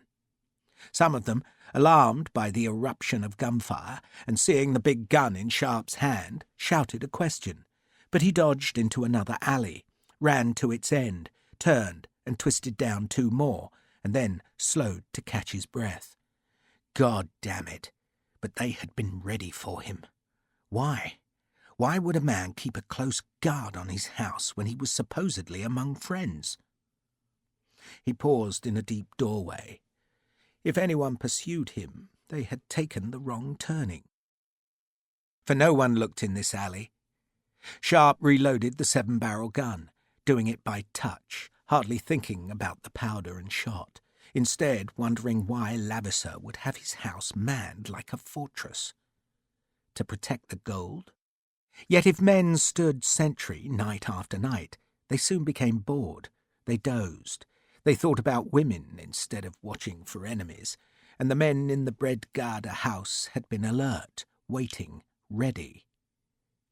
So there was something new there, something that had made Lavisser very cautious. And there had been something else new in this strange night, something that had seemed funny at first, but now struck Sharpe as sinister. He rammed the last bullet home, put the ramrod in its hoops, and set off southwards. Off to his right, the fires still roared, and tired men worked the feeble pumps. Brewery carts brought barrels of water from the harbour, but the pumps were hardly touching the fires, though as the church clocks struck 1, it began to rain, and the men fighting the fires at last began to dare feel hope. Sharpe unlocked Skovgaard's door. He very much doubted that Skovgaard was at home, and Astrid, he hoped, was sleeping. He went to the kitchen and rooted in the dark for a lantern and a tinderbox. He found both, then carried the light to the warehouse, where he discovered Axel Bang still snoring on his makeshift bed of empty sacks. Sharpe put the lantern and the 7-barrel gun down, then lifted Bang off the sacks, shook him like a terrier killing a rat, and flung him hard against a crate of cloves. Bang yelped with pain and blinked up at Sharpe. "Where is he, Axel?" Sharpe asked. "I do not know what you are saying. What is happening?" Bang was still waking up. Sharpe stepped towards him, lifted him again, and slapped his lugubrious face hard. "Where is he?" "I think you are mad," Bang said. "Maybe," Sharpe said. He thrust Bang against the crate and held him with one hand while he searched the Dane's blue uniform pockets. He found what he had dreaded in the coat's tail pockets: guineas. The golden cavalry of St. George, new, shining and fresh from the mint. Sharpe put the coins on the crate one by one, while Bang just whimpered. "You bastard," Sharpe said. "You sold him out for 20 guineas, didn't you? Why didn't you make it 30 pieces of silver?" "You are mad," Bang said, and made a grab for the coins. Sharpe hit him a stinging blow on the jaw. "Just tell me, Axel." "There is nothing to tell." A trickle of blood ran down Bang's long chin. "Nothing? You go to a prayer meeting with Skovgaard and come back without him. You're drunk as a judge, and you've got a pocket full of gold. You think I'm a fool?" "I trade for myself," Bang said, wiping the blood from his lips. "Mr. Skovgaard approves. I sold some things." "What things?" "Some coffee," Bang declared. "Coffee and jute." "You do take me for a bloody fool, Axel," Sharpe said. He drew out his pocket knife. "I have done nothing," Bang glared at him. Sharpe smiled and unfolded the blade. "Coffee and jute. No, Axel, you were selling a soul, and now you're going to tell me all about it." "I have told you the truth," Bang declared indignantly. Sharpe pushed him against the crate, then held the blade just under Bang's left eye. "We'll take this one first, Axel. Eyeballs just pop out. It's not even very painful at first. We'll have the left one, then the right, and after that I'll fill the sockets with salt. You'll be screaming then." "No, please!" Bang screamed now, and feebly tried to push Sharpe away. Sharpe pressed the cold blade into the flesh, and Bang squealed like a gelded pig. "No!" he wailed. "Then tell me the truth, Axel," Sharpe said, pressing harder. I'll exchange the truth for your eyes." The tale was not told straight, for Bang desperately wanted to justify himself. Mr. Skovgard, he said, was a traitor to Denmark. He had been supplying news to the British, and were not the British the enemies of Denmark? And Ole Skovgard was a mean, tight-fisted man. "I have worked for him 2 years now, and he has not raised my wages once. A man must have prospects. He must have prospects." "Go on," Sharpe said. He tossed the knife into the air, and Bang watched it circle and glitter, then gave a start when the handle slapped back into Sharpe's hand. "I'm listening," Sharpe said. "It is not right what Mr. Skovgard was doing," Bang said. "He is a traitor to Denmark." He gave a small whimper, not because of anything Sharpe had done, but because Astrid, in a swathing green robe, had come down to the warehouse. Bang's scream must have woken her, and she was carrying Sharpe's rifle, half expecting a thief, but now laid the weapon down and looked inquisitively at Sharpe. "Axel's telling us a story," Sharpe said, "of how he sold your father for 20 pieces of gold." "No!" Bang protested. "Don't piss on me!" Sharpe shouted, frightening Astrid as much as Bang. "Tell the damn truth." The damn truth was that a man had approached Bang and persuaded him that his patriotic duty was to betray Skovgard. "For Denmark," Bang insisted. He claimed to have agonized over his decision, but it seems the agony was helped by a promise of gold, and when Skovgard suggested that the two of them attend a prayer meeting, Bang had let his new friend know where and when the prayers would be offered. A coach had been waiting beside the church, and Skovgard had been snatched from the street in an instant. Astrid had gone pale. She just stared at Bang, scarce crediting what she heard. Sharpe put the knife close to Bang's eye again. "So you sold him, Axel, then celebrated with gin?" "They said it would make me feel better," Bang admitted sadly. "I did not know it was gin." "What the hell did you think it was? The milk of human kindness?" Sharpe was tempted to thrust the knife home, but instead he stepped back. "So, you've given Astrid's father to Lavisser?" "I do not know Major Lavisser," Bang insisted, as though that made his offence less heinous. "That's what you did," Sharpe said. "I was there an hour ago, and the house was guarded like a newly built outpost. You gave him to the French, Axel." "I gave him to Danes." "You gave him to the French, you bloody fool, and God knows what they're doing to him. They pulled 2 teeth before."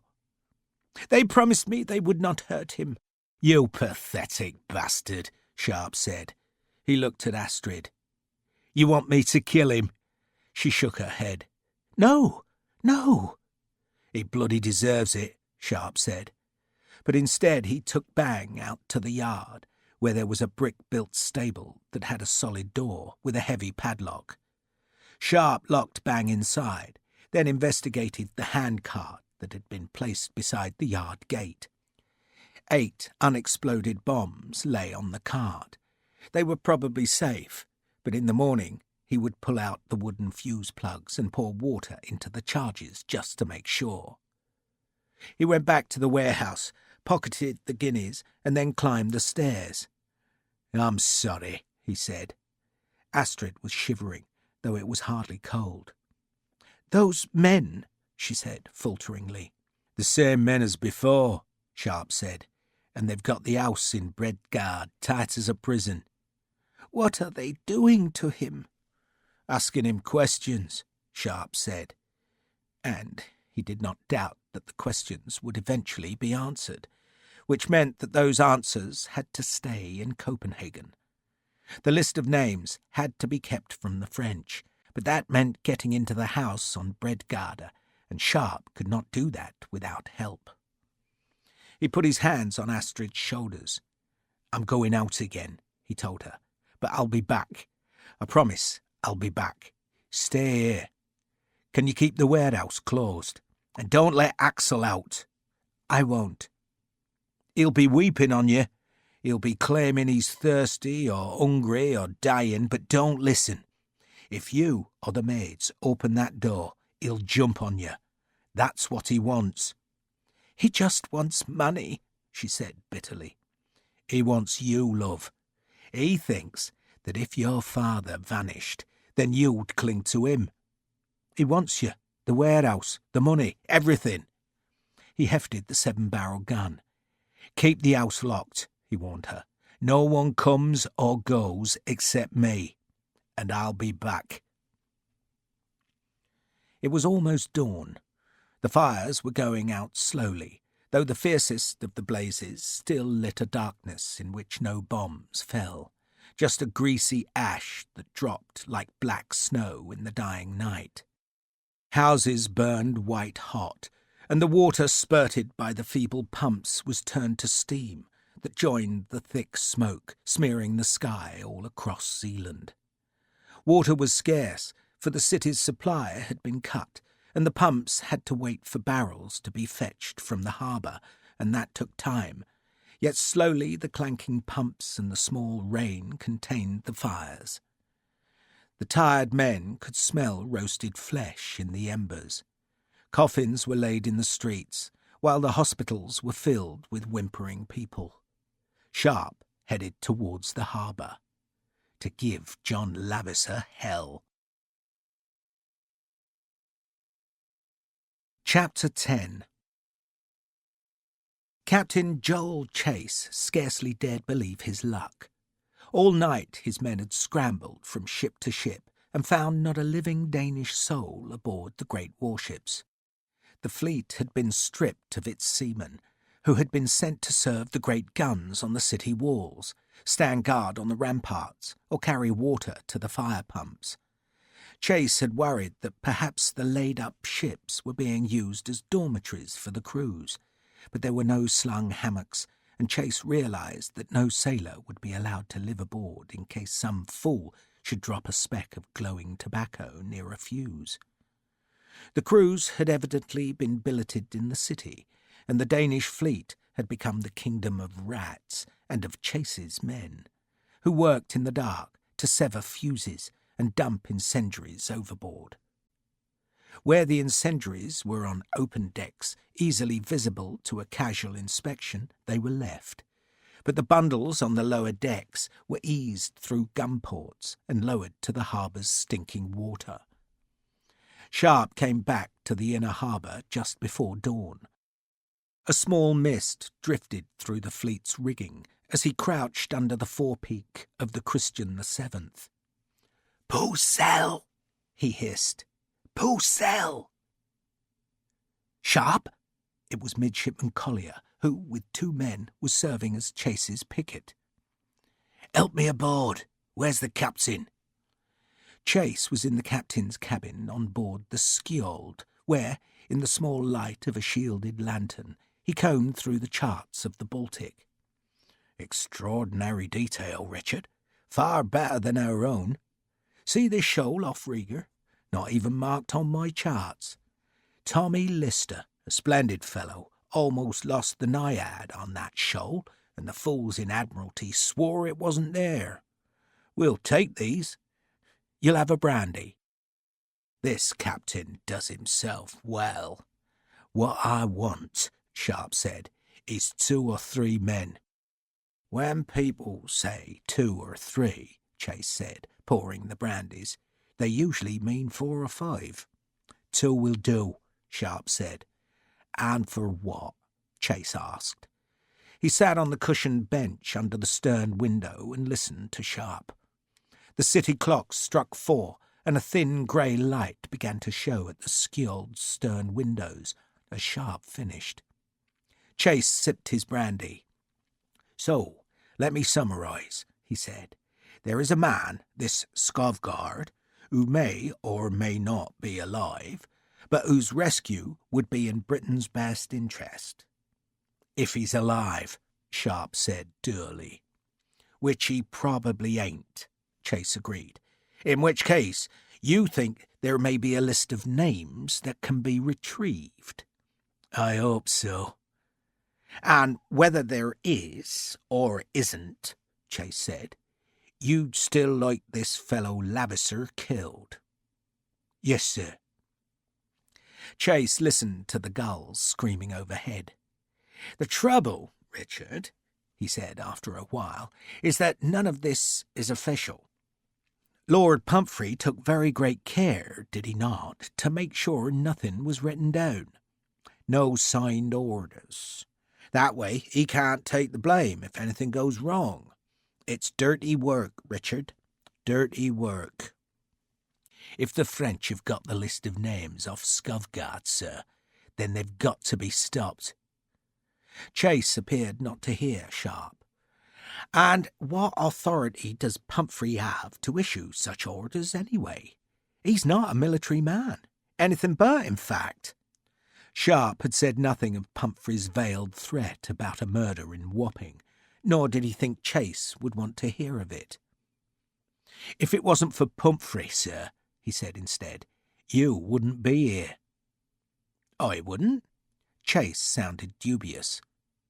It was the newspapers, sir, that told us the Danes planned to burn this fleet.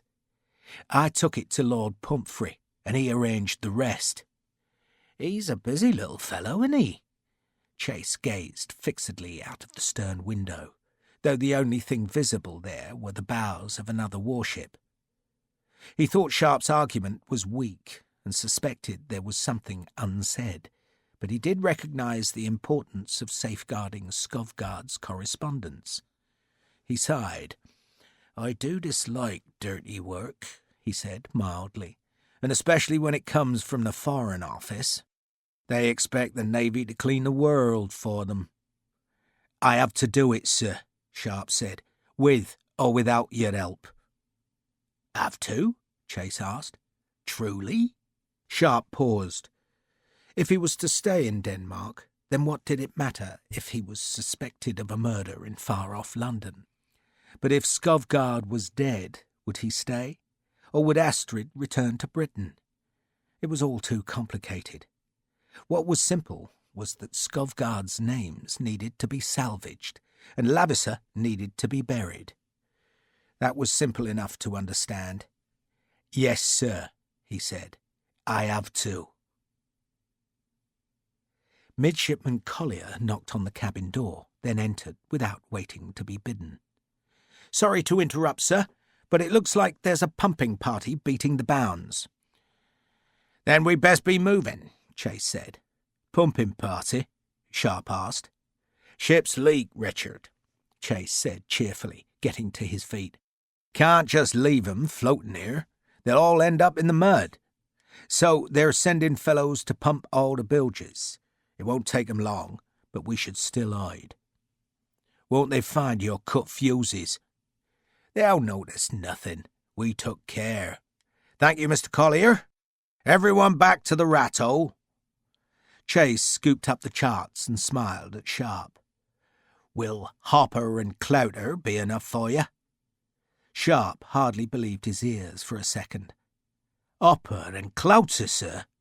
I'm not sure I approve, Richard, but I do trust your judgment, and those two are my best fellows, so they should keep you out of harm's way.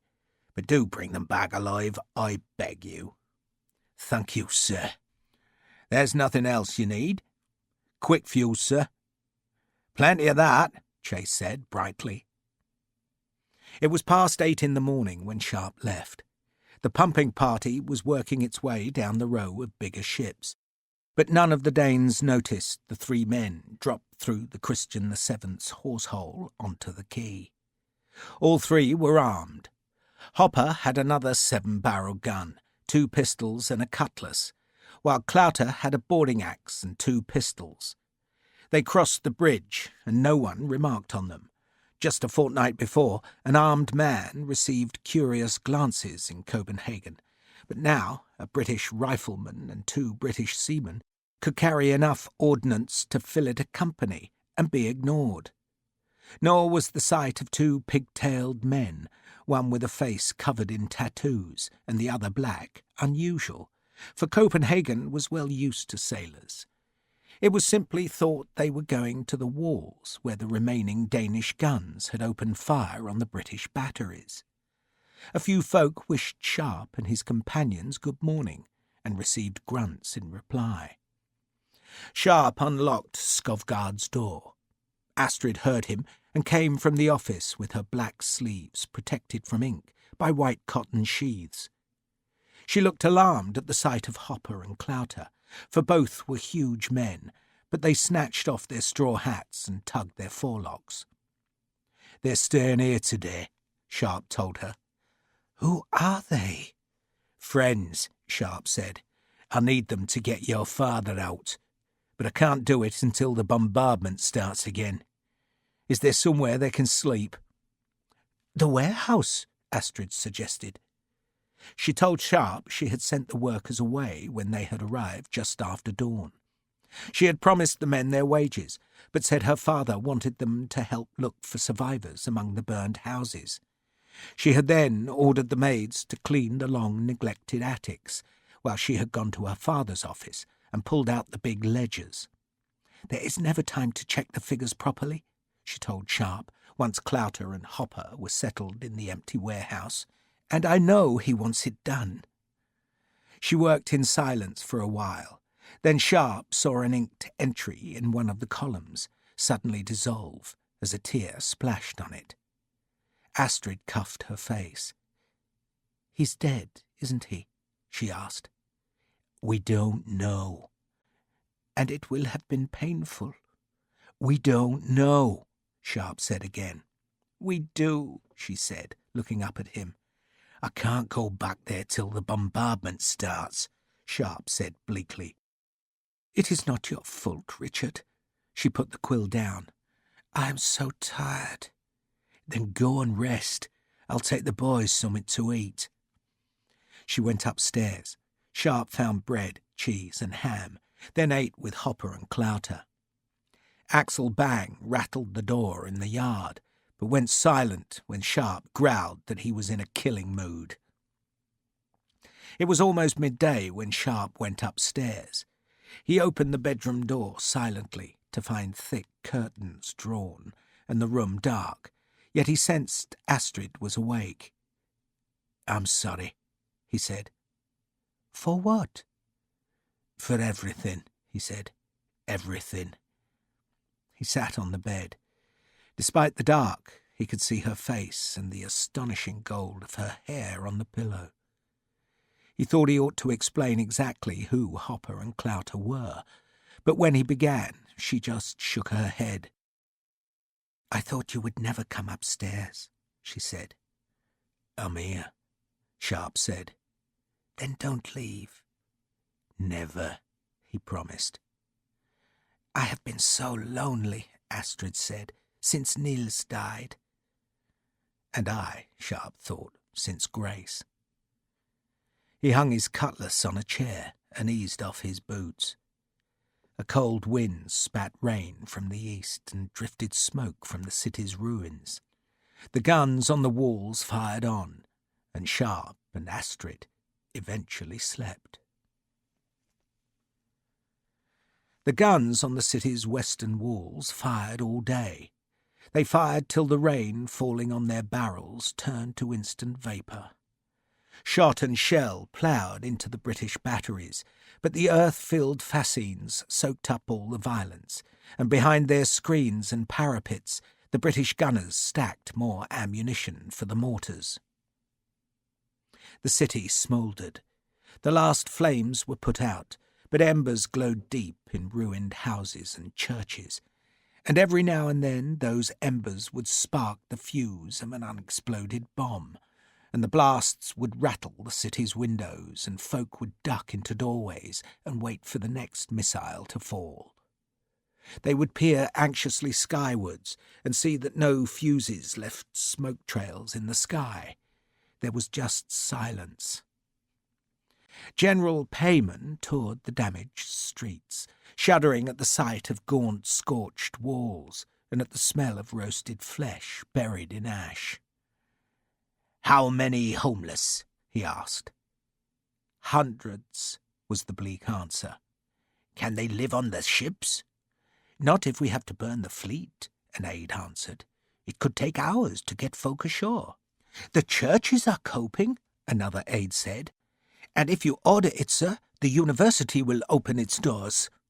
"Of course it must! Of course it must!" Payman watched as a group of sailors dragged charred rafters aside to retrieve a body. He did not want to know how many were dead. Too many. He knew he must visit the hospitals, and he dreaded it, but it was his duty. For now, though, he must prepare the city for more horror, and he ordered that the breweries must donate their largest casks, which should be placed at street corners and filled with seawater. The British had somehow cut the city's fresh water supply, which meant the fire pumps were ever running short. But the casks would help. Or he hoped they would help. In truth, he knew it was a futile gesture, for the city had no real protection. It just had to endure. He walked the ruined streets, edging between the fallen piles of masonry and the smoking ruins that had been Studiestrade, Peder Hoedveldstrade, St. Peterstrade, and Koenigstrade. "How many shells did they use last night?" 4,000, an aide estimated. 5, perhaps. "And how many do they have left?" That was the question. When would the British guns run out of ammunition? For then they would have to wait for more to be fetched from England, and by then the nights would be longer, and perhaps the Crown Prince would come from Holstein with an army of regular troops that would vastly outnumber the British force. This misery, Payman thought, could yet be turned to victory. The city just had to survive. Major Lavisser, his face drawn and sombre, picked his way across a spill of fallen bricks. He stopped to pick up a child's petticoat that had somehow escaped the flames, then threw it away. "I'm late for duty, sir," he said to Payman. "I apologize." "You had a long night, I'm sure." "I did," Lavisser said, though it had not been spent in fighting fires. He had employed the dark hours by questioning Ollie Skovgaard, and the memory gave him satisfaction, though he was still worried by the unexplained visitor who had wounded 2 of his men in the yard. A thief, Barker reckoned, probably a soldier or sailor, using the bombardment as an opportunity to plunder the rich houses on Bredgade. Lavisser had worried at first that it might have been Sharpe, but had persuaded himself that the rifleman was long gone back to the British Army. Barker was probably right, merely a thief, though a well-armed one. General Payman stared up at the shattered church tower, where a single bell was suspended from a blackened beam on which a pigeon perched. The remnants of the church pews gave off a choking smoke. A child's leg protruded from the embers, and he turned away, revolted. It was time to visit the hospitals, and though he did not want to face the burn victims, he knew he must. "You're on duty tonight?" he asked Lavisser. "I am, sir." "What you might do," the general suggested, "is find a vantage point. The spire of the Exchange, perhaps, or the mast crane in Gammelholm, but somewhere safe. I want you to count the bombs as well as you can." Lavisser was puzzled. He also suspected that counting bomb flashes was a demeaning duty. "Count them, sir?" he asked with as much asperity as he could muster. "It is important, Major," Payman said emphatically, "for if they fire fewer bombs tonight, we'll know they're running out of ammunition. We'll know we can endure then." And if they fire more, he thought, but he shied away from that conclusion. A message had been smuggled into the city from the Crown Prince, which insisted that the city hold, so Payman would do his best. "Count the bombs, Major," he said. "Count the bombs. As soon as the firing starts, count the bombs." There was a chance that the bombardment might be renewed during the day, but Payman doubted it. The British were using the night. Perhaps they believed the darkness increased the terror of the bombardment, or perhaps they hid their deeds from God. But tonight, Payman was sure, they would start their mischief again, and he must judge from the intensity of their bombardment how long they could keep going. And Copenhagen must endure. "What do I do with Axel?" Sharpe asked Astrid that afternoon. "What do you want to do?" "Kill him." "No," she frowned in disapproval. "Can't you just let him go?"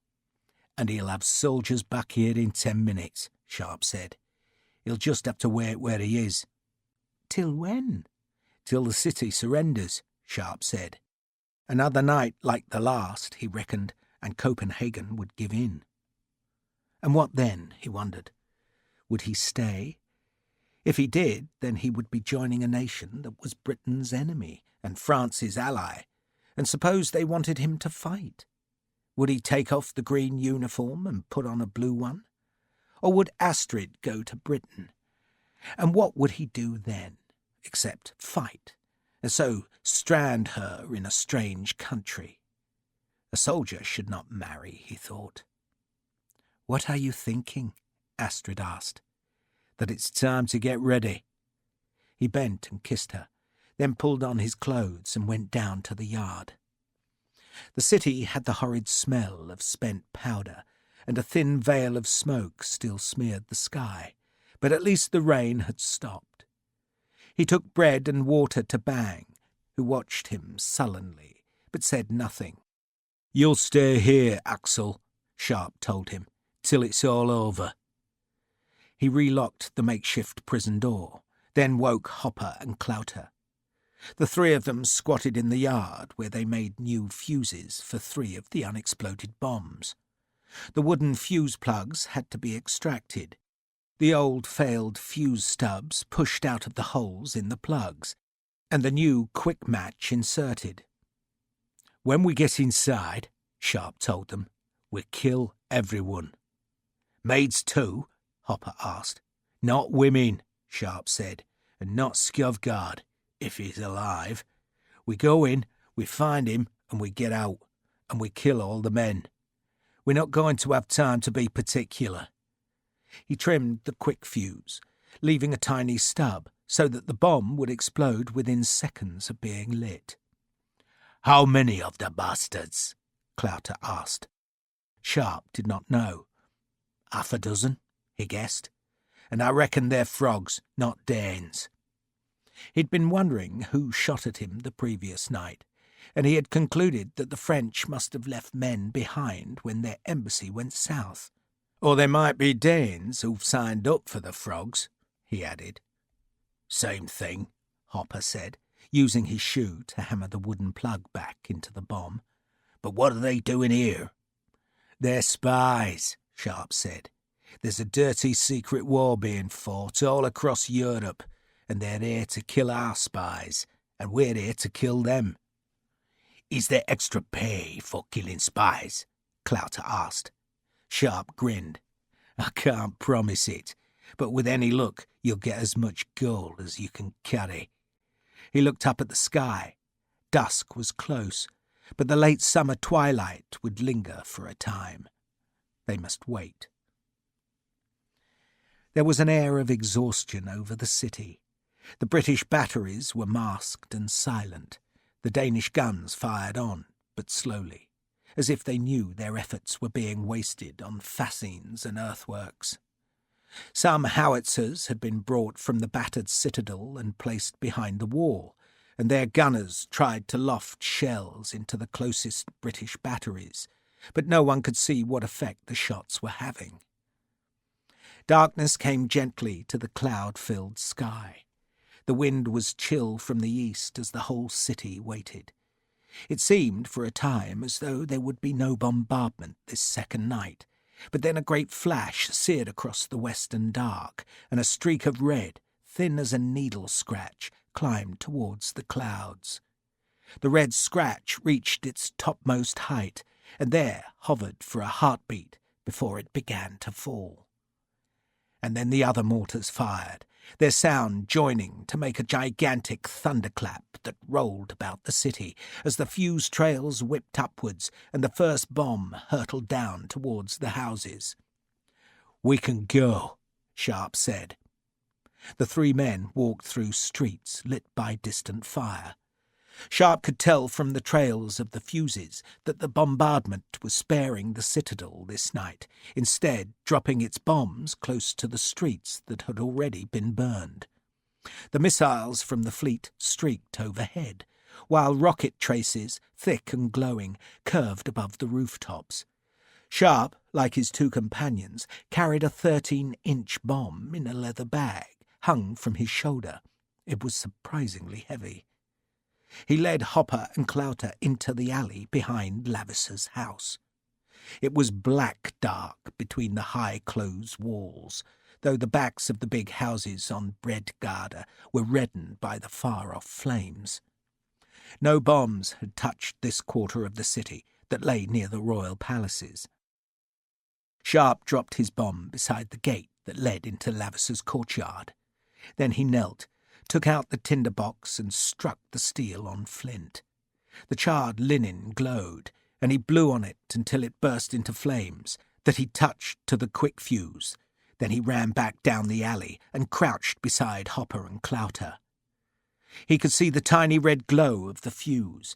Then it vanished, and he lowered his head as he waited. But no explosion came, and he wondered if the bomb had some other fault. Perhaps its powder was wet. "Bloody thing," he snarled, looking up. And just then the bomb caught the fire, and the alley was filled with screaming shards of metal that rattled and ricocheted from the brick walls. Flame and smoke boiled up, while Lavisser's gate was ripped from its hinges, and, propelled by a blast of heated smoke, slammed across the yard. "Yours, Hopper," Sharpe said, and the three men ran to the smoky gateway, and Sharpe again lit the tinder. Hopper held his bomb out. Sharpe put the fire to the fuse. Then the bomb was rolled like a bowling ball into the courtyard's centre. The three men sheltered behind the wall. Someone shouted from the house. Sharpe suspected men were stationed in the carriage house, and that they would be the first into the yard to investigate the first explosion, which was why he was sending them the second bomb. A voice shouted quite close. Then Hopper's bomb cracked the night apart, searing the alley with sudden flame light and filling the yard with more thick smoke. Clouter was already at the gate with the third bomb. Sharpe struck the flint, blew on the charred linen and lit the fuse. He took the bomb from Clouter, stepped through the gate and ran a few paces into the smoke, until he could just see where the steps went down to the basement entrance. The fuse hissed by his belly. He stopped, gauged the distance, and heaved the shell over the remnants of the shattered gate. The bomb landed on the stones, short of the steps, wobbled for a second, then toppled over. Hopper and Clouter had their backs against the stable wall. Both were staring up through the smoke. A musket fired from an upper window, and the ball smacked into the cobbles beside Sharpe, who stepped back and almost tripped on a body. So, someone had been caught by the second bomb. Then the third exploded, blasting its flames straight up the back of the house. Glass shattered in a dozen windows. "Come on!" Sharpe shouted. He had the rifle in his right hand as he ran down the steps and pushed through the ruins of the splintered door. He found himself in a kitchen lit by the flaming scraps of the blown door. No one was in sight. He jumped the burning wood, crossed the flagstone floor, and pushed open the farther door to see a dark staircase going upwards. Pistol shots sounded behind him, and he snatched a glance to see that Clouter was firing up into the yard. "You need help?" "They're dead," Clouter said, then backed away from the doorway and started reloading. An oilcloth covering a table by the window had caught fire. Sharpe ignored it, running up the stairs instead. Hopper came with him. Sharpe pushed open the door at the top to find himself in a wide hallway. There was a man on the stairs above, but he turned and vanished before Sharpe could aim the rifle. Clouter came up from the kitchen, and behind him the smoke thickened with alarming speed. "Upstairs!" Sharpe said. There were men up there, men who knew they were coming, men who would have guns, but he did not dare wait. The fire was flickering beneath him. "Wait here," he told the two sailors. He hung the rifle on his shoulder and took the 7-barrel gun instead. He did not want to charge the stairs, but if he gave the men upstairs any longer, then they would barricade themselves. He swore, nerved himself, and ran. He took the stairs 3 at a time, up to the half-landing, where there were 2 closed doors. He ignored them. His instinct said that the house's inhabitants were higher up. So he swung round the corner of the landing and took the next stairs at a run, and saw a half-open door ahead of him, and saw a musket barrel there, and he threw himself down just as the musket flamed. The bullet cracked into a portrait high on the stairwell wall, and Sharpe heaved himself up, pushed the 7-barrel gun over the lip of the top stair, and pulled the trigger. The 7 bullets shredded the lower half of the door. A man screamed. Sharpe pulled out a pistol and fired again. Then Hopper and Clouter were behind him, and each of them fired into the door before running past Sharpe. "Wait!" he called. He wanted to be first into the room, not out of heroism, but because he had promised Captain Chase to look after the 2 men. But Clouter, the axe in his hand, had already shoulder-charged the door and tumbled through.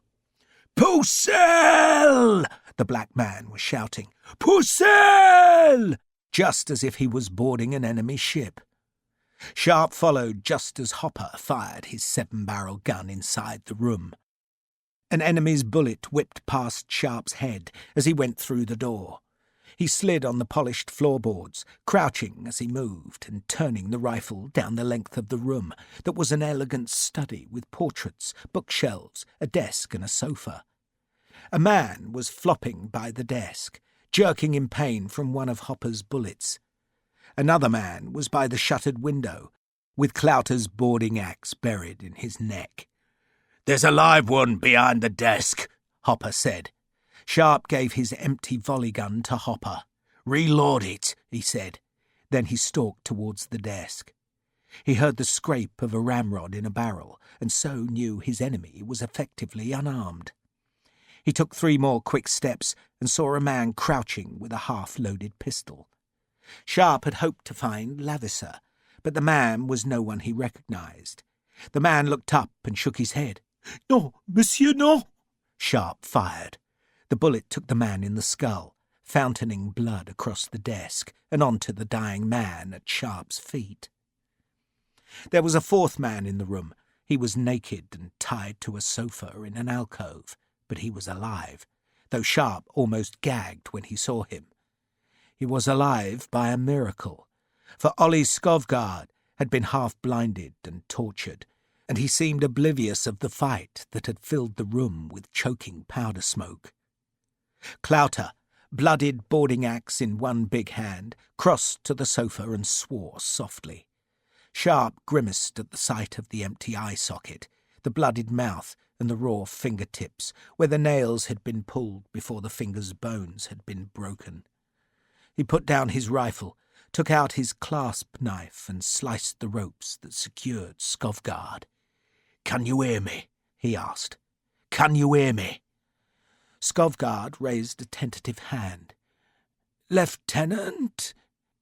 He could hardly speak, for his bloody mouth was toothless. "We're taking you home," Sharpe said. "Taking you home." Hopper fired a pistol down the stairwell, and Clouter went to help him. Skovgaard pointed feebly at the desk, and Sharpe crossed to it and saw a pile of papers spattered with the blood of the man he had just shot. This ends Disc 9.